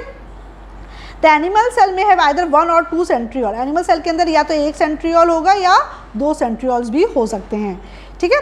देखो अब इसको आप डायग्राम से देख लो, देखो ये तुम देख रहे हो कि रेस्टिंग स्टेज पे तुम्हारा एक ही सेंट्रोसोम है और इसके अंदर तुम्हारा सेंट्रियोल है, राइट। जब तुम्हारा प्रोफेज स्टार्ट होता है तो वो जो एक सेंट्रोसोम था वो तुम्हारा 2 सेंट्रियोल्स में डिवाइड हो गया और दोनों में एक रेज लाइक स्ट्रक्चर होती है। ये जो रेज दिख रही है ना, इन्हीं को हम एस्टर बोलते हैं, ठीक है। यहाँ तो समझ में आ गया। फिर क्या बोल रहा है वो? A number of fibers appears between the 2 daughter centrioles which are called the spindle fibers। दोनों सेंट्रियोल्स के बीच में फाइबर्स आ जाते हैं, इनको हम स्पिंडल फाइबर्स कहते हैं। अच्छा, पहले हमने पढ़ा था कि 2 सेंट्रियोल्स बन जाते हैं, एक सेंट्रोसोम से 2 सेंट्रियोल बन गए और ये दोनों सेंट्रियोल अपोजिट पोल्स यानी कि अपोजिट एंड में जाने लगते हैं, ठीक है ना। तो एक सेंट्रियोल यहाँ आ गया, एक सेंट्रियोल यहाँ आ गया, दोनों सेंट्रियोल के चारों तरफ आपको ऐसे रेस दिख रही है, इसको हम एस्टर्स कह रहे हैं। और ये सेंट्रियोल दूसरे सेंट्रियोल से तुम्हारे ये फाइबर से जुड़ा हुआ है, इस फाइबर को हम स्पिंडल फाइबर कहते हैं। ये आपको ये डॉटेड लाइन दिख रही है, ये डॉटेड लाइन दिख रही है ना, ये एक दोनों सेंट्रियोल आपस में इन डॉटेड लाइन यानी कि इन फाइबर से जुड़े रहते हैं, इन फाइबर को हम स्पिंडल फाइबर कहते हैं। आया समझ में? ठीक है। देखो रेस्टिंग स्टेज में क्रोमोसोम ऐसा था और सेंट्रियोल सिंगल था। एनिमल सेल की बात हो रही है, क्रोमोसोम थ्रेड लाइक था और जो तुम्हारा सेंट्रोसोम था वो सिंगल था। जैसे इंटरफेस से सबसे पहले तुम्हारी माइटोसिस की पहली फेज़ यानी कि प्रोफेज आई तो आपने देखा क्रोमोसोम जो पतला पतला धागा जैसा था वो मोटा मोटा थिक हो गया, है ना, और डबल डबल क्रोमैटिड्स में कन्वर्ट हो गया। क्रोमैटिड्स जिस जगह पे जुड़ा हुआ है, जिस पॉइंट पे जुड़ा हुआ है उसको हमने सेंट्रोमियर बोला, और ये डबल डबल जो क्रोमोसोम्स हैं उसको क्रोमैटिड बोल रहे हैं। ये तो हुआ ही, साथ में हमने देखा कि जो सेंट्रोसोम था वो भी 1 से 2 हो गया और ये दोनों सेंट्रोसोम अपोजिट एंड की तरफ जाने लगे, ठीक है, अपोजिट एंड की तरफ जाने लगे। इन सेंट्रियोल के चारों तरफ जो रेज हैं उसको एस्टर बोल रहे हैं और ये दोनों जो सेंट्रियोल्स हैं ये आपस में फाइबर से जुड़े हुए हैं, जिन फाइबर को हम स्पिंडल फाइबर कहते हैं। यहाँ तो समझ में आया? फिर क्या बोल रहा है वो? The nuclear membrane and the nucleolus disappear the duplicated chromosome start moving towards the equator of the cells. आप देखते हो कि प्रोफेज स्टेज में जो न्यूक्लियर मेम्ब्रेन और न्यूक्लियस है, देखो इंटरफेज स्टेज में आपको न्यूक्लियर मेम्ब्रेन दिख रही है और न्यूक्लियोलस भी दिख रहा है, ये डार्क सी बिंदु दिख रही है वो न्यूक्लियोलस है, और ये चारों तरफ जो मेम्ब्रेन है वो न्यूक्लियर मेम्ब्रेन है। जैसे ही प्रोफेज स्टार्ट होता है न्यूक्लियोलस गायब हो गया, है ना, साथ में जो न्यूक्लियर मेम्ब्रेन है वो भी आपकी डिसकंटिन्यू होना शुरू हो जाती है। अभी देख रहे हो यहाँ पे ये कंटिन्यूस मेम्ब्रेन बनी हुई है, देख रहे हो कंटिन्यूस मेम्ब्रेन बनी हुई है, लेकिन यहाँ पे आप देख रहे हो ये टूटने लगी, यानी कि डिसइंटीग्रेट होने लगी। तो प्रोफेज में, और न्यूक्लियोलस तो गायब हो गया पूरी तरीके से, है ना। तो प्रोफेज में जो नेक्स्ट क्या देखने को मिलता है कि जो न्यूक्लियोलस होता है वो डिसअपियर हो जाता है और जो न्यूक्लियर मेम्ब्रेन होती है वो डिसइंटीग्रेट होने लगती है, यानी कि टूटने लगती है, ठीक है। तो प्रोफेज में ये होता है। The duplicated chromosome start moving towards the equator of the cells, और जो डुप्लीकेटेड क्रोमोसोम्स हैं वो इक्वेटर की तरफ आने लगते हैं। आप देख रहे हो अभी तो ये ऐसे बीच में है, लेकिन फिर धीरे धीरे आप देखो कि वो इक्वेटर की तरफ यानी कि बीच में अपने आप को अरेंज करने की कोशिश करते हैं। देखो बेटा, डायग्राम दो तरीके से बना सकते हैं। वो हो सकता है कि सेंट्रियोल्स को यहाँ बता रहे हैं और तुम्हारा इक्वेटर ऐसा बन जाएगा। हो सकता है कि वो सेंट्रियोल्स को यहाँ बताएं और फिर इक्वेटर ऐसा बनेगा। तो कंफ्यूज मत होना, जो आर पार के बीच की जो लाइन होगी, है ना, वो तुम्हारी इक्वेटर कहलाएगी। वो तुम्हारा ऐसे अगर सेंट्रियोल दिखा रहा है तो इक्वेटर ये कहलाएगा, और अगर ऊपर नीचे दिखा रहा है तो इक्वेटर आपका ये कहलाएगा। तो आप देखो कि प्रोफेज में क्रोमोसोम्स कोशिश करने लगते हैं अपने आप को इक्वेटर की तरफ लाने में, लेकिन पूरी तरीके से वो प्रोफेज में आते नहीं हैं। पूरी तरीके से इक्वेटर में वो कब आते हैं? मेटाफेज स्टेज में, ठीक है। शुरुआत हो जाती है उनका उस तरह मूव करने का, ठीक है। तो वो बोल रहे हैं, तो हम एक बार फिर से जल्दी से रिवाइज कर लेते हैं। प्रोफेज में हमने क्या देखा? पहला स्टेप हमने देखा कि chromosomes have become short and thick and are clearly visible inside the nucleus. दूसरा हमने देखा हर क्रोमोसोम डुप्लीकेट हो गया और उसने अपनी 2 कॉपी एंड बना ली, इसको हम क्रोमैटिड्स बोलते हैं। ये जो दोनों सिस्टर क्रोमैटिड्स हैं वो आपस में एक छोटे से पोर्शन से जुड़ी हुई हैं, इसको हम सेंट्रोमियर कह रहे हैं। इसके बाद हमने देखा कि जो सेंट्रोसोम होता है एनिमल सेल्स में, वो स्प्लिट होके 2 सेंट्रियोल्स में कन्वर्ट हो जाता है साथ में, है ना। क्रोमोसोम्स भी डबल हो रहा है और सेंट्रोसोम में साथ में 2 में स्प्लिट हो गया है। जो डॉटर सेंट्रियोल्स हैं वो पोल्स की तरफ जाते हैं और सेंट्रियोल के चारों तरफ रेडिएटिंग रेज रहती हैं, जिसको हम एस्टर कहते हैं। एनिमल सेल में 1 सेंट्रियोल भी हो सकता है और 2 भी हो सकते हैं, ठीक है। फिर हमने देखा कि इन सेंट्रियोल के बीच में फाइबर्स आ जाते हैं, इन सेंट्रियोल के बीच में से ऐसे फाइबर्स आ जाते हैं। इन फाइबर्स को हम क्या बोलते हैं? स्पिंडल फाइबर बोलते हैं। साथ साथ में हमने ये भी देखा कि न्यूक्लियर मेम्ब्रेन और न्यूक्लियोलस धीरे धीरे गायब होने लगते हैं और लेट प्रोफेज स्टेज तक हम देखते हैं कि जो डुप्लीकेटेड क्रोमोसोम्स हैं वो इक्वेटर की तरफ आने लगते हैं, अपने आप को अरेंज करने लगते हैं। जब ऐसा हो गया तो आपकी प्रोफेज खत्म हो गई। अब नेक्स्ट स्टेज आ गई मेटाफेज, ठीक है। इसको हमने सी डायग्राम से दिखाया है इन्होंने बुक में। The duplicated chromosomes arrange on the equatorial plane. बहुत बार ये चीज़ पूछते हैं, इक्वेटोरियल प्लेन में क्रोमोसोम्स अरेंज रहते हैं, पूछते हैं भैया बताओ ये माइटोसिस की कौन सी स्टेज है? तो आप बोलोगे, अगर आपको साफ साफ दिख रहा है कि क्रोमोसोम इक्वेटोरियल प्लेन में अरेंज्ड है तो आप आंख बंद कर लिख दो कि ये मेटाफेज स्टेज है। Each chromosomes gets attach to a spindle fibre by its centromere, और क्रोमोसोम स्पिंडल फाइबर से अटैच हो जाता है सेंट्रोमियर के द्वारा। ये भी पूछते हैं कैसे अटैच होता है? सेंट्रोमियर के द्वारा। तो देखो मेटाफेज, ये डायग्राम देखो, मेटाफेज में आप देख रहे हो कि क्रोमोसोम्स इक्वेटोरियल प्लेट में अरेंज हो गए हैं। प्लांट सेल में भी और एनिमल सेल में भी इक्वेटोरियल प्लेट में वो अरेंज हो गए हैं, और ये क्रोमोसोम स्पिंडल फाइबर से अटैच हो गया है सेंट्रोमियर के द्वारा। सेंट्रोमियर जो दिख रहा है बीच का पॉइंट, इससे वो स्पिंडल फाइबर में अपने आप को अटैच कर लेता है। तो पूछेगा वो किससे अटैच करता है क्रोमोसोम अपने आप को स्पिंडल फाइबर से? सेंट्रोमियर के द्वारा अटैच करता है, ठीक है। तो मेटाफेज है। थर्ड स्टेज अब आती है एनाफेज। इसको 2 पार्ट में होती है, अर्ली एनाफेज और लेट एनाफेज। अर्ली एनाफेज में आप देखते हो the centromere attaching the 2 chromatids divides and the 2 sister chromatids of each chromosome separate and are drawn apart towards the opposite poles. The drawing action is performed by the contraction of spindle fibre. Early anaphase stage में आप देखते हो कि जो 2 chromatids हैं वो divide हो जाती हैं और अलग अलग सिस्टर क्रोमैटिड बन जाती हैं, और दोनों सिस्टर क्रोमैटिड में एक सिस्टर क्रोमैटिड एक पोल में आ जाती है और दूसरी सिस्टर क्रोमैटिड दूसरे पोल में आ जाती है। तो इन सिस्टर क्रोमेटिड्स को अपोजिट पोल में कौन लेके जाता है? Spindle fibre. जब स्पिंडल फाइबर कॉन्ट्रैक्ट होता है तो एक सिस्टर क्रोमेटिड को वो अपनी तरफ खींच लेता है और दूसरे सिस्टर क्रोमेटिड को वो अपोजिट पोल की तरफ खींच देता है। तो देखो आप एनाफेज में आपको नहीं यही देखोगे, एनाफेज को ये आप देख रहे हो कि डी में जो सिस्टर क्रोमेटिड है वो 1 से 2 हो गई हैं और एक आप इस एंड में जाने लगा, दूसरा सिस्टर क्रोमेटिड दूसरे एंड में जाने लगा। तो इसको यहाँ और इसको यहाँ कौन ले जाता है? ये स्पिंडल फाइबर। और फाइनली लेट एनाफेज में साफ साफ एक सिस्टर क्रोमेटिड एक एंड पर आ जाती है, दूसरी सिस्टर क्रोमेटिड दूसरी एंड पर आ जाती है, राइट। तो देखो इसमें डायग्राम में भी बताया है कि sister chromatid separates and move to opposite poles due to the contraction of spindle fibres. ये स्पिंडल फाइबर कॉन्ट्रैक्ट होते हैं जिसकी वजह से सिस्टर क्रोमेटिड्स अलग अलग दिशा में मूव करने लगती हैं, मतलब 2 में से एक तरफ जाएगी, दूसरी तरफ जाएगी। लेट एनाफेज में आप देखोगे कि जो तुम्हारा जो साइटोप्लाज्म है उसमें एक फरो यानी कि इस तरीके से डिप्रेशन देखने को मिलता है, ठीक है। और तुम्हारी जो सिस्टर क्रोमेटिड है वो क्लियरली आपको अपोजिट एंड्स में देखने को मिलेंगी, राइट। नाउ तो ये आपका एनाफेज हो गया। एना मतलब होता है बैक, एना मतलब अप या बैक है ना, और मेटा मतलब होता है आफ्टर ना। टीलोफेज मतलब एंड की phase. Each chromatid or daughter chromosomes lengthens, becomes thinner and turns into network of chromatin threads.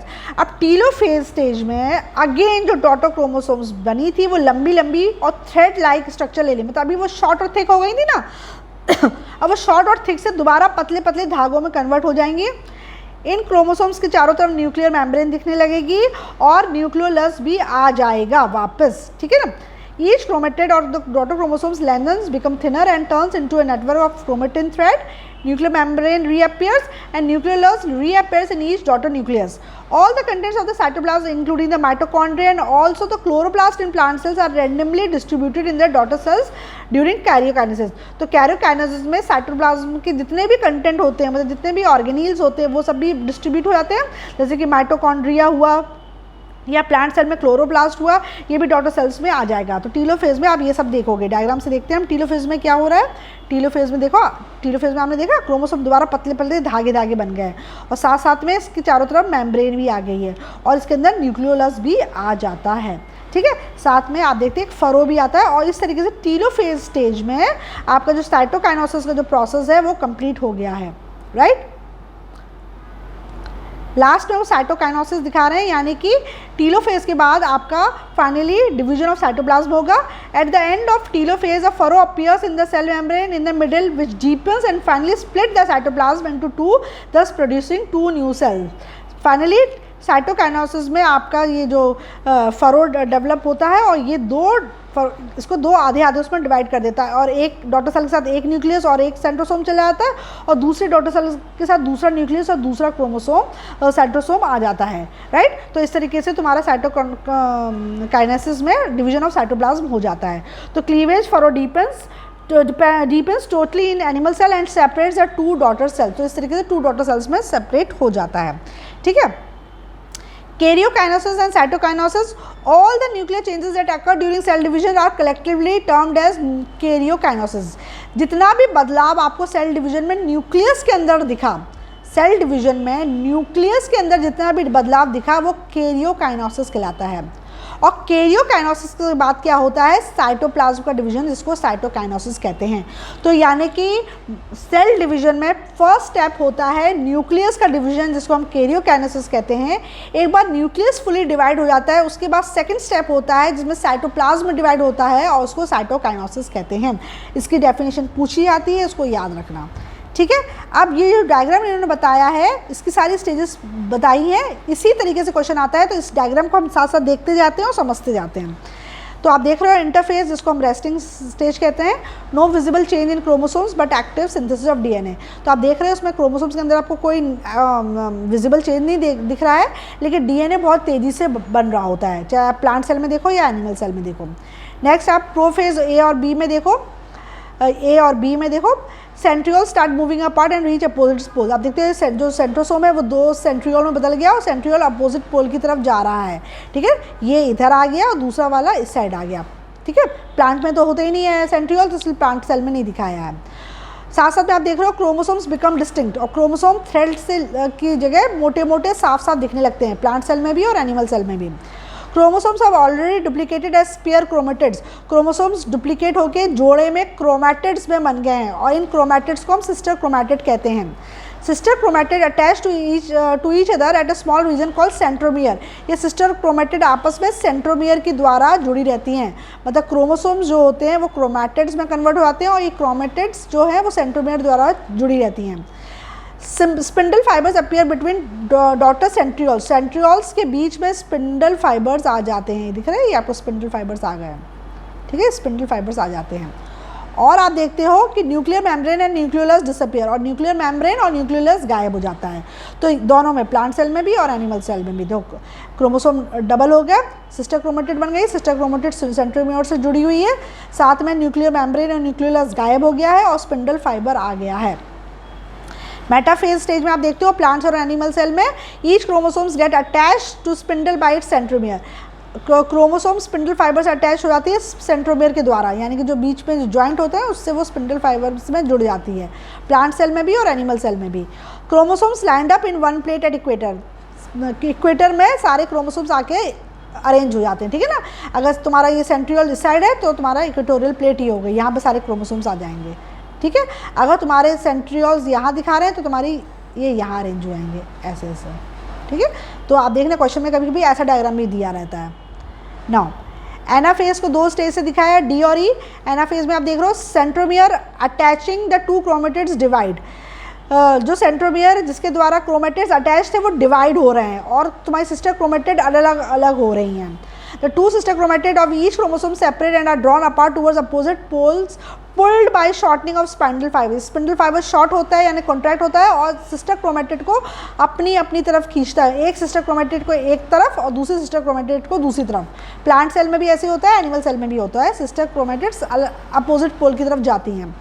साथ में आप देखते हो furrow starts in the cell membrane at the middle in animal cell. Animal cell में आप देखते हो कि यहाँ पे फरो बनना शुरू हो जाता है, जबकि प्लांट सेल में आप देखोगे कि फरो की जगह क्या आ जाएगी, बीच में सेल प्लेट आ जाएगी।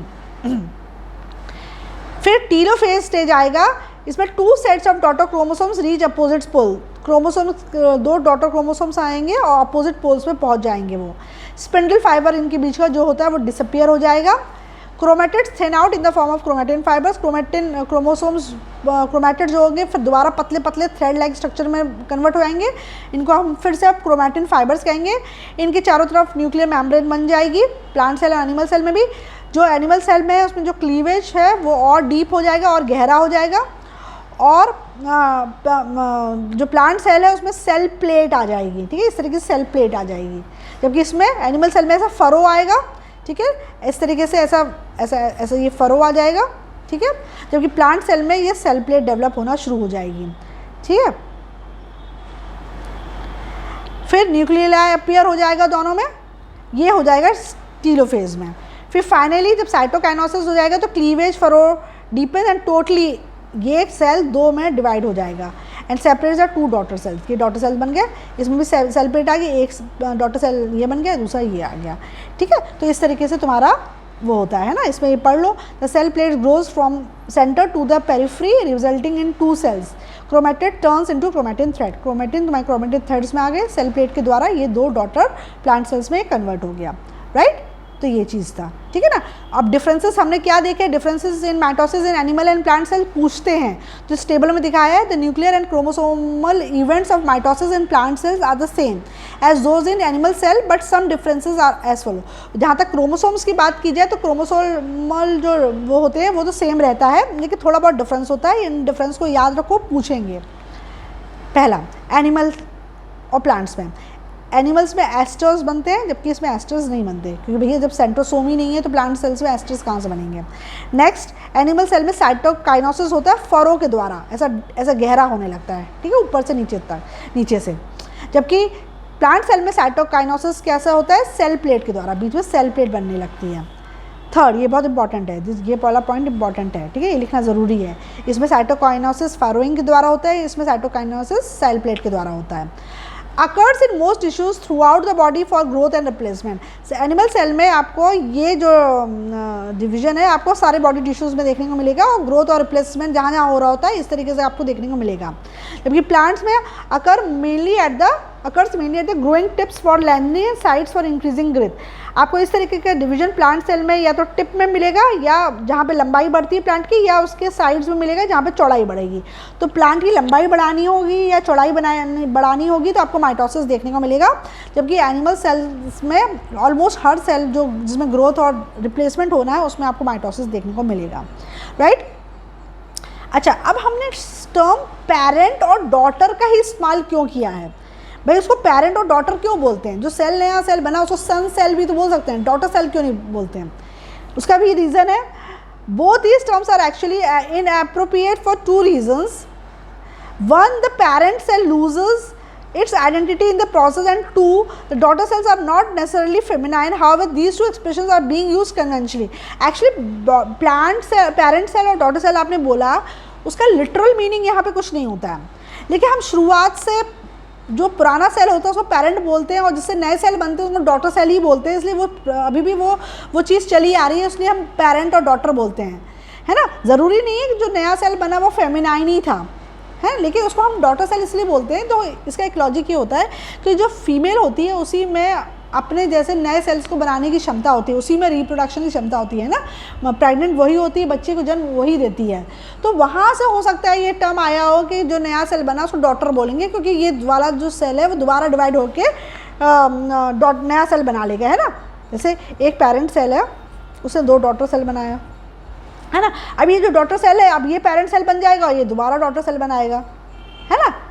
क्योंकि एक तरीके से समझ लो कि इसमें रिप्रोडक्शन का वो था ना कैपेबिलिटी, मतलब अपने जैसे सेल बनाने की कैपेबिलिटी थी ना, तो शायद इसलिए इन्होंने इसको डॉटर सेल बोला होगा। हालांकि इसका लिटरल कोई मतलब नहीं होता, ठीक है, इसमें ज़्यादा दिमाग मत लगाओ, कुछ नहीं है ये। नेक्स्ट, अब बहुत इंपॉर्टेंट है significance.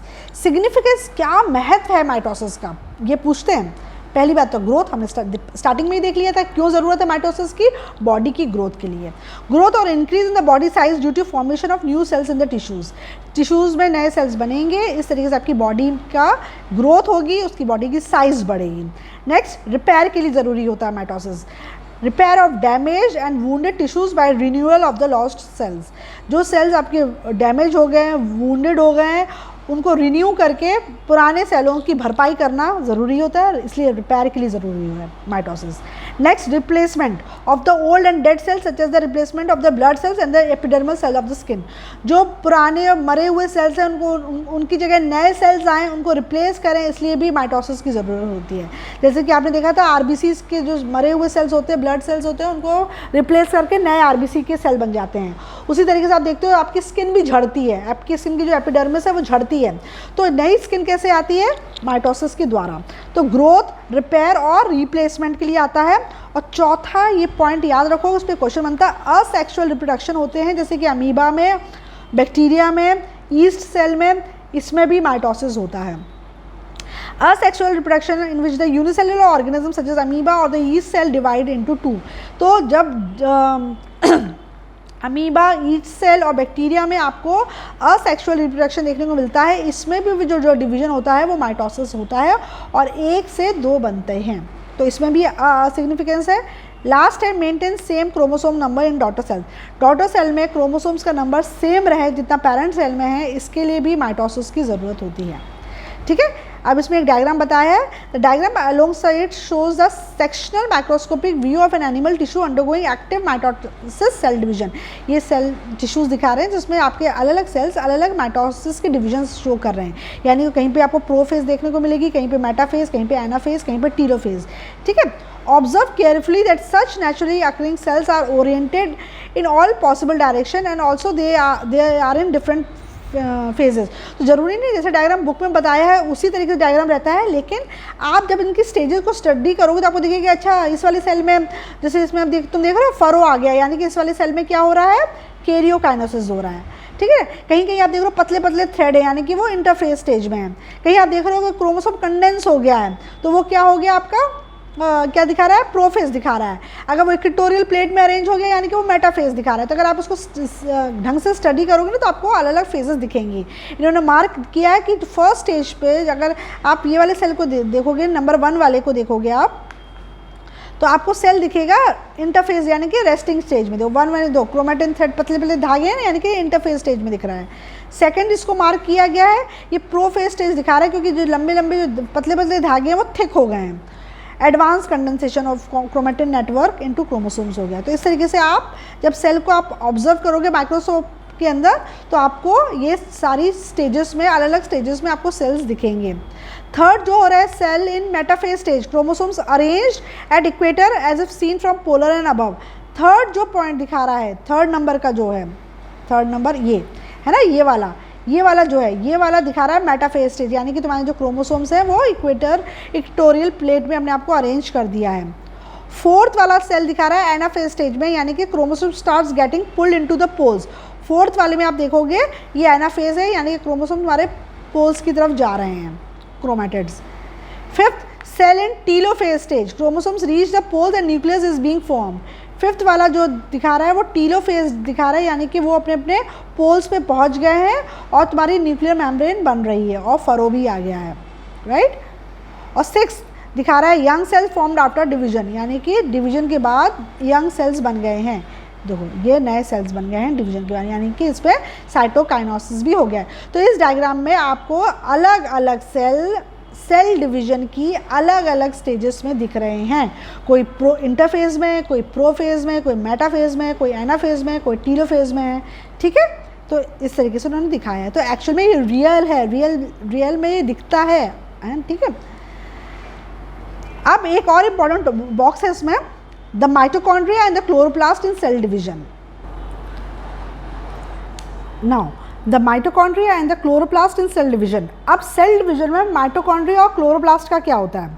Both mitochondria and chloroplast have their own DNA containing certain genes. आपको पता है कि जो माइटोकॉन्ड्रिया और होता है और क्लोरोप्लास्ट होता है उनका खुद का डीएनए होता है और उनके अंदर खुद के जीन्स होते हैं। ये याद रखना, पूछते हैं, ठीक है, कि माइटोकॉन्ड्रिया और क्लोरोप्लास्ट का खुद का डीएनए होता है और उस डीएनए के अंदर उनके कुछ जीन्स होते हैं। They also contain their own ribosomes which help in producing the particular proteins of these two organelles. Mitochondria और क्लोरोप्लास्ट का पर्टिकुलर प्रोटीन बनाने के लिए इनके पास इनके खुद के राइबोसोम्स भी होते हैं। तो माइटोकॉन्ड्रिया और क्लोरोप्लास्ट के पास उनका खुद का डीएनए होता है जिसके अंदर कुछ जीन्स होते हैं, साथ में इनके पास खुद का राइबोसोम्स भी होता है कुछ स्पेशल प्रकार के प्रोटीन्स बनाने के लिए। Both these divide of their own by simple fission, just splitting into two, and are partition between the two daughter cells produced by mitosis. ये अपने आप से डिवाइड हो जाते हैं यानी कि एक माइटोकॉन्ड्रिया का 2 माइटोकॉन्ड्रिया बन जाते हैं, राइट। उसी तरह के क्लोरोप्लास्ट में भी होता है, एक क्लोरोप्लास्ट के 2 क्लोरोप्लास्ट बन जाते हैं और ये अलग अलग डॉटर सेल्स में चले जाते हैं माइटोसिस के प्रोसेस में। Mitochondrial division is also guided by the genes in the nucleus and through the cytoplasmic ribosomes. तो किस तरीके से माइटोकॉन्ड्रियल डिवीजन होगा, ये जो न्यूक्लियस के अंदर जीन्स होते हैं वो गाइड करते हैं किस तरीके से माइटोकॉन्ड्रिया को अपने आप को डिवाइड करना है। साथ साथ में जो साइटोप्लाज्म में राइबोसोम्स होते हैं वो भी गाइड करते हैं किस तरीके से माइटोकॉन्ड्रियल डिवीजन होना है। क्वेश्चन कैसे पूछेंगे, वो ये पूछेंगे name 2 cell organelles which have their own DNA.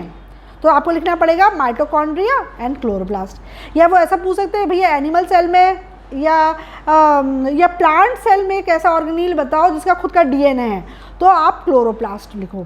अगर उन्होंने प्लांट सेल और एनिमल सेल मेंशन नहीं किया, सिर्फ ये पूछा है कि name 1 organelle which have their own DNA, तो आप माइटोकॉन्ड्रिया लिखना है क्योंकि माइटोकॉन्ड्रिया प्लांट सेल में पाया जाता है, एनिमल सेल में पाया जाता है।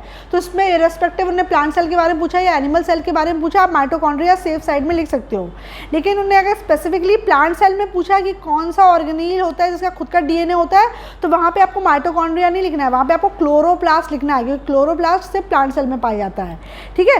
दूसरा, अगर वो पूछे कौन से ऑर्गेनील होते हैं इनका खुद का राइबोसोम्स होता है, तो भी आप माइटोकॉन्ड्रिया और क्लोरोप्लास्ट लिख सकते हो, ठीक है। और इसमें ये सिंपल 2 में डिवाइड होते हैं बाय सिंपल फिजन में और अलग अलग डॉटर सेल में चले जाते हैं। Now how old are some of our body cells, हमारे कुछ बॉडी सेल्स हैं वो कितने पुराने हैं, है ये एक्स्ट्रा इन्फॉर्मेशन दी गई है. Cells of the eye lens, nerve cells of the cerebral cortex and most muscle cells last a lifetime but once dead are not replaced, है ना. याद रखो हमारे आई लेंस में जो सेल होते हैं, हमारे नर्व सेल्स जो होते हैं जो कि सेरिब्रल कॉर्टेक्स में पाए जाते हैं, और अधिकतर हमारे मसल सेल्स ये पूरे हमारे जीवन भर चलते हैं. ये सेल्स रिप्लेस नहीं होते, ये सेल्स मरते नहीं हैं, क्योंकि अगर एक बार ये मर गए तो फिर ये रिप्लेस नहीं हो पाएंगे. तो पूरे जीवन भर हमारे मतलब जब से हम पैदा हुए तब से मरते दम तक हमारे आई लेंस के सेल्स, हमारे नर्व सेल्स और हमारे मसल सेल्स वही रहते हैं, क्योंकि अगर ये डैमेज हुए तो ये दोबारा रिप्लेस नहीं होंगे. ठीक है. नेक्स्ट स्किन सेल्स, तो भैया हर 2 हफ्ते में आपके नए स्किन सेल्स बदल आते जाते हैं, पुराना झड़ती आती है स्किन, नई सेल्स आती है. ठीक है. Next RBCs last for about 120 days and are replace. हर 120वें दिन के बाद आपके आरबीसी रिप्लेस हो जाएगा और उस आरबीसी की जगह दूसरा आरबीसी बन जाएगा. तो आरबीसी की लाइफ स्पेन कितना हो जाता है, 120 डेज तक. एक आरबीसी 120 डेज तक चलता है, फिर नेक्स्ट न्यू आरबीसी बन जाता है और ये वाला आरबीसी ख़त्म हो जाता है. जो बोन सेल्स हैं वो हर 10 साल में रिप्लेस होते हैं, और सो इन एडल्ट्स में देखा जाए तो बोन सेल्स रिप्लेस होते हैं 10 साल में. ठीक है ना. जो एपिथेलियल सेल्स होते हैं जो कि हमारी गट यानी कि इंटेस्टाइन की लाइनिंग में होते हैं, वो हर 5वें दिन में नए आ जाते हैं. तो पुराने गट सेल्स हट जाते हैं, गट में जो एपिथेलियल सेल्स होते हैं वो पुराने वो हट जाते हैं हर 5वें दिन, और उनकी जगह नए आते हैं. तो आप देख रहे हो कि अगर वो पूछे कि भैया ऐसे कौन से सेल हैं जो कभी भी रिप्लेस नहीं होते हैं या डेड हो गए तो दोबारा नहीं बनेंगे, तो वो होते हैं आई लेंस के सेल, नर्व सेल्स और मसल सेल्स. स्किन सेल हर 2 हफ्ते में बदल जाते हैं, आरबीसीज 120 दिन में बदलता है, बोन सेल्स 10 साल में बदलता है, एपिथेलियल सेल्स 5 दिन में बदल जाते हैं. Average life of other gut cells, मतलब अगर एपिथेलियल सेल के अलावा अगर कोई और बाकी दूसरे गट सेल्स की बात करी जाए तो जो एवरेज लाइफ होती है उन सेल्स की वो 15 साल होती है, करीब 15 साल तक वही सेल रहते हैं. ठीक है. उसके बाद वो बदलते हैं. लिवर सेल्स जो होते हैं वो हर 300 से 500 दिन में ये रिप्लेस हो जाते हैं. इसलिए आपको पता है कि अगर लिवर का थोड़ा हिस्सा भी काम कर रहा है तो उसमें क्षमता होती है दोबारा नया जैसा बनने की, है ना, क्योंकि लिवर जो सेल्स होते हैं वो हर 300 से 500 दिन में रिप्लेस होते रहते हैं. Right. Now cell cycle, divide, grow and redivide. Cell cycle में क्या होता है, पहले सेल डिवाइड होता है, फिर सेल ग्रो करता है, फिर जब ग्रो होकर पूरा मैच्योर हो जाता है तो फिर रीडिवाइड करता है, फिर डॉटर. तो ये साइकिल चलती रहती है ना, कि वो पहले डिवाइड हुआ फिर ये ग्रो होके फिर वो रीडिवाइड हुआ. राइट. डिवाइड हुआ फिर ग्रो हुआ और ग्रो होके वो फिर डिवाइड हुआ. तो ये साइकिल आपकी चलती आती है, इसको सेल साइकिल कहते हैं. The new cells at the end of mitosis are relatively small with a full size nucleus but relatively little cytoplasm. जब माइटोसिस के बाद नए डॉटर सेल्स बनते हैं उनका साइज़ छोटा होता है लेकिन उनका न्यूक्लियस पूरा डेवलप होता है. लेकिन धीरे धीरे उनका माइटोसिस के बाद जो नए डॉटर सेल्स बने उनका साइज़ छोटा होता है ना, लेकिन इनके अंदर जो न्यूक्लियस होता है वो फुली डेवलप होता है, लेकिन इनके अंदर जो साइटोप्लाज्म होता है वो कम होता है. तो फिर क्या होते हैं, वो इंटरफेज स्टेज में जाते हैं और नए सेल डिवीजन के लिए अपने आप को तैयार करते हैं. इस नए सेल डिवीजन की स्टेज में क्या होता है कि न्यूक्लियस तो जो है सो है, साथ में साइटोप्लाज्म भी डबल हो जाता है और न्यूक्लियस के अंदर जो डीएनए है वो भी डबल हो जाता है. Now they enter interphase stage during which they prepare for the next cell division and grow to the same size as their mother cells. बड़े होकर इनका साइज भी मदर सेल की जितना हो जाता है. इंटरफेज स्टेज में 3 स्टेजेस आती हैं. पहली तो फर्स्ट ग्रोथ फेज आती है, सेकंड सिंथेसिस फेज आती है और थर्ड क्या आती है, सेकंड ग्रोथ फेज. इंपॉर्टेंट है, इंटरफेज की खुद की 3 स्टेजेस होती हैं. इंटरफेज रेस्टिंग फेज कहलाता है. इसकी खुद की 3 फेज हैं. फर्स्ट ग्रोथ फेज जिसको G1 से बताते हैं, फिर synthesis phase and second growth phase जिसको G2 फेज कहलाता है. ये तीनों किसकी स्टेजेस है, इंटरफेज की, है ना. तो इंटरफेज की स्टेजेस हैं. माइटोसिस की आपने पढ़ी थी, माइटोसिस की कौन सी स्टेजेस थी, पीमैट थी, पीमैट, है ना. पीमैट में आपने क्या पढ़ा था, माइटोसिस की स्टेज, प्रोफेज, मेटाफेज, एनोफेज, टीलोफेज. तो ये तो माइटोसिस की स्टेजेस थी. लेकिन इंटरफेज की जो स्टेजेस होती है वो ग्रोथ 1, सिंथेसिस और सेकेंड ग्रोथ फेज के नाम से जाना जाता है, G1, S और G2.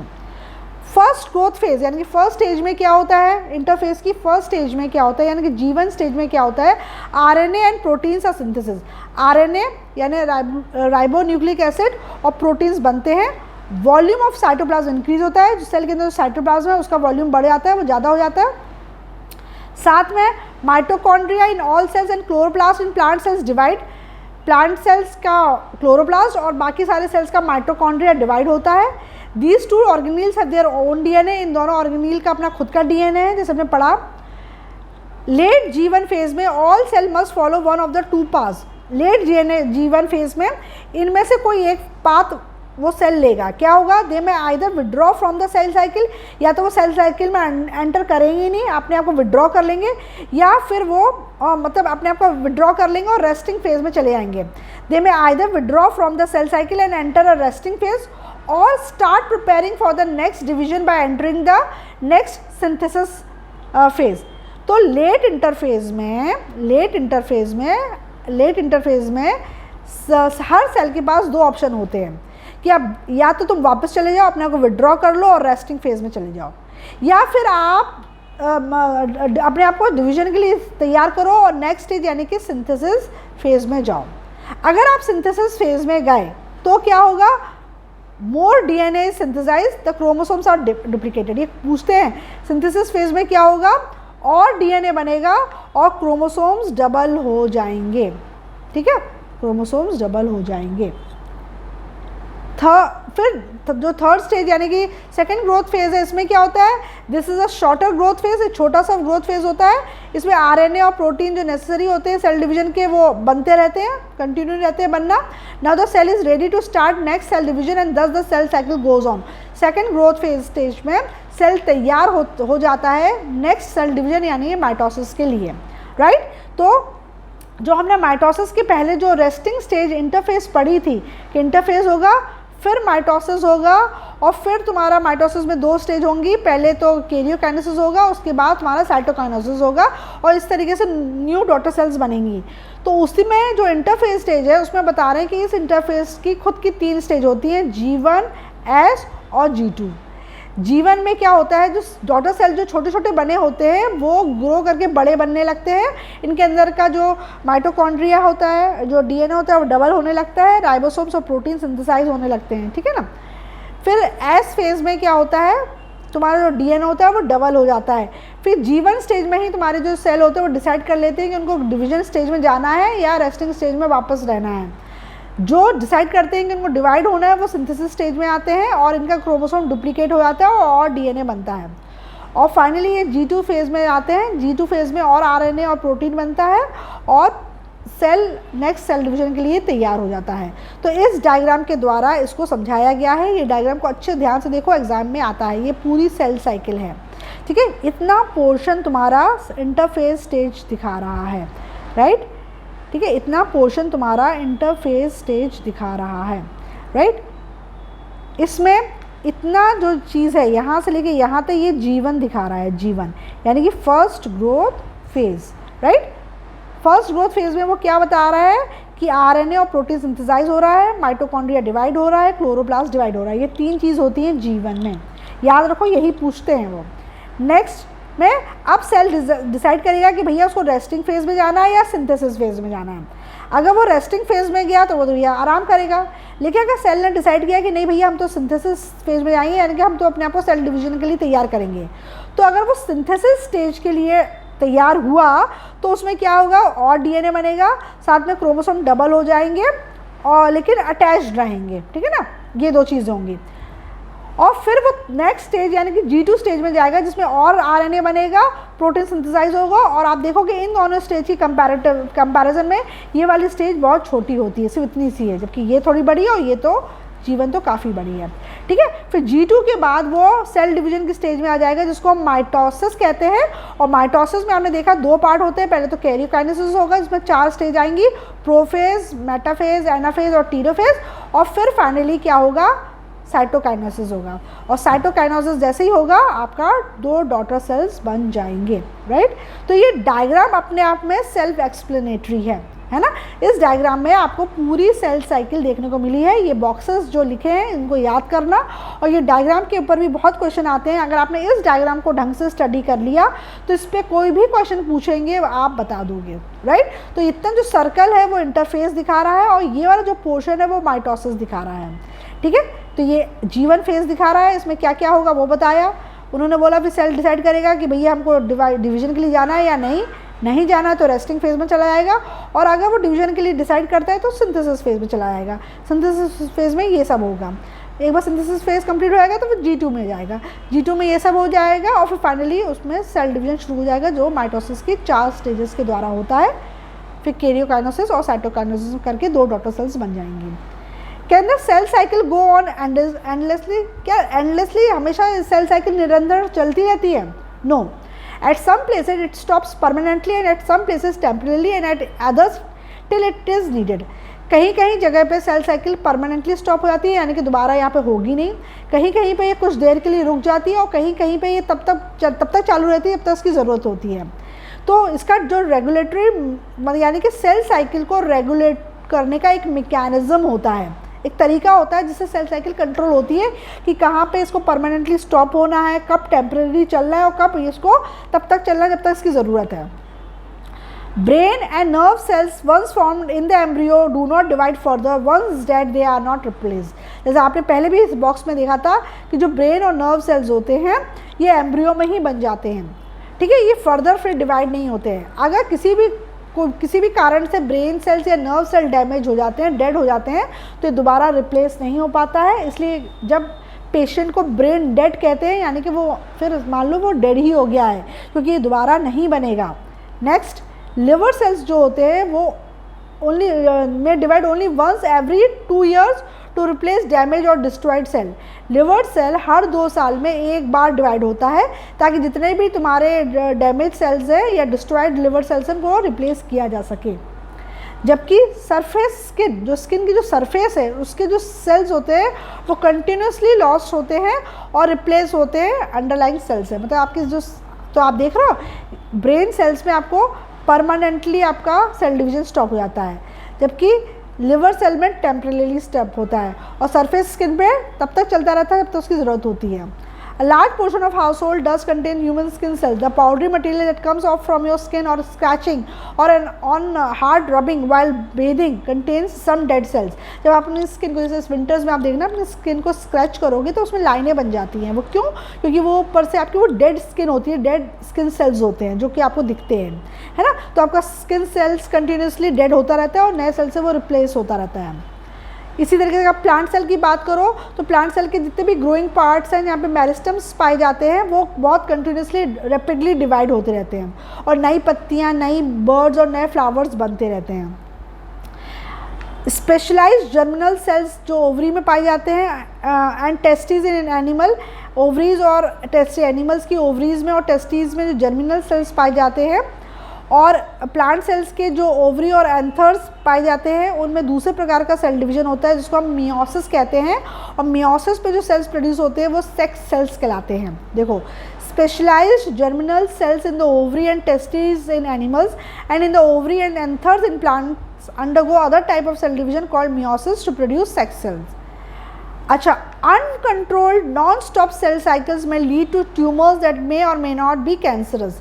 जब सेल साइकिल अनकंट्रोल्ड रूप में हो रही होती है और नॉन स्टॉप सेल साइकिल होती रहती है तब आपका ट्यूमर बन जाता है, और ये ट्यूमर कैंसर का रूप ले भी सकता है और नहीं भी ले सकता है। तो हर एक ट्यूमर कैंसरस नहीं होता है, लेकिन कुछ ट्यूमर्स कैंसरस भी हो जाते हैं। तो ट्यूमर कब बनता है? जब आपका नॉन स्टॉप तरीके से सेल साइकिल चल रही है, मतलब एक स्टेज के बाद सेल साइकिल को रुक जाना चाहिए, लेकिन अगर वो नहीं रुक रही है, कंटिन्यूसली आपके सेल डिवाइड होते आ रहे हैं और सेल साइकिल कंटिन्यूस होती जाती है, तो वो ट्यूमर का रूप ले लेती है, और ये ट्यूमर में कैंसर भी हो सकता है, नहीं भी हो सकता है। Cell production and cell death. As children we grow because new cells are continuously being produced and they outnumber the dying cell. जब हम बच्चे होते हैं तो हम ग्रो करते हैं, क्यों? क्योंकि कंटिन्यूसली हमारे शरीर में नए सेल्स बन रहे होते हैं और पुराने सेल हट रहे होते हैं। मतलब जिस रेट से पुराने सेल मर रहे होते हैं उससे कहीं ज़्यादा रेट से नए सेल हमारी बॉडी में बन रहे होते हैं, जिसकी वजह से सेल बच्चों में आपको ग्रोथ दिखती है। छोटे से बच्चा आपको बड़ा होते दिखता है, आपको उसकी हाइट बढ़ती दिखती है, उसकी हेल्थ बढ़ती दिखती है, क्योंकि बहुत तेज़ी से नए सेल्स बन रहे होते हैं। When we are adults, our cell population stays constant। लेकिन जब हम एडल्ट हो जाते हैं तो हमारे जो सेल, जितने सेल की मात्रा होती है वो कांस्टेंट नंबर ले लेता है, यानी कि अब हमारी बॉडी में वो विजिबल नहीं होते हैं। The number of new cells produce equals to the number of cells dying. तो जब एडल्ट हो जाते हैं तो जितने सेल मर रहे होते हैं उतने ही सेल नए सेल्स बनते हैं, है ना। नए सेल्स का बनना उतना ही होता है जितने सेल्स डाई हो रहे हैं, ठीक है ना। इसलिए आप एडल्ट में बहुत ज़्यादा आप हाइट में और उसमें डिफरेंस नहीं देख पाते हो। क्यों? क्योंकि वो एक तरीके से बस जितने मरे उतने को ही नए सेल्स ने रिप्लेस कर लिया, बस कोई एक्स्ट्रा नहीं बन रहे होते हैं। As we grow old the number of new cells produce run short of those that are dying. लेकिन जैसे जैसे हम बूढ़े होने लगते हैं, ओल्ड होने लगते हैं, तो नए सेल्स जो बन रहे होते हैं वो कम हो जाते हैं, जबकि जो पुराने सेल्स हैं वो ज़्यादा मरने लगते हैं, वो डैमेज होने लगते हैं। तो यानी कि नए सेल्स कम बनते हैं और पुराने सेल्स ज़्यादा वर्न आउट हो जाते हैं, राइट। तो ये यहाँ पर माइटोसिस कंप्लीट हो गया है। आई थिंक ये वीडियो काफ़ी लंबा हो गया है, इसलिए नेक्स्ट वीडियो में मैं आपको मियोसिस समझाऊंगी, इसमें आप माइटोसिस को डिटेल में समझ लो, ठीक है। और इस तब पोर्शन को रीड कर लो। अगर कोई भी डाउट आता है तो आप कमेंट सेक्शन में पूछ सकते हैं। थर्ड पार्ट में, वीडियो के थर्ड पार्ट में मैं मियोसिस डिस्कस करूँगी और साथ में आपके जो रिव्यू क्वेश्चन है उसको भी हम थोड़ा सा देख लेंगे।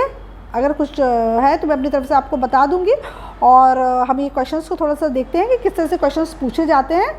इसके अलावा कोई जो डाउट होगा वो आप कमेंट सेक्शन में पूछ सकते हैं। Thank you.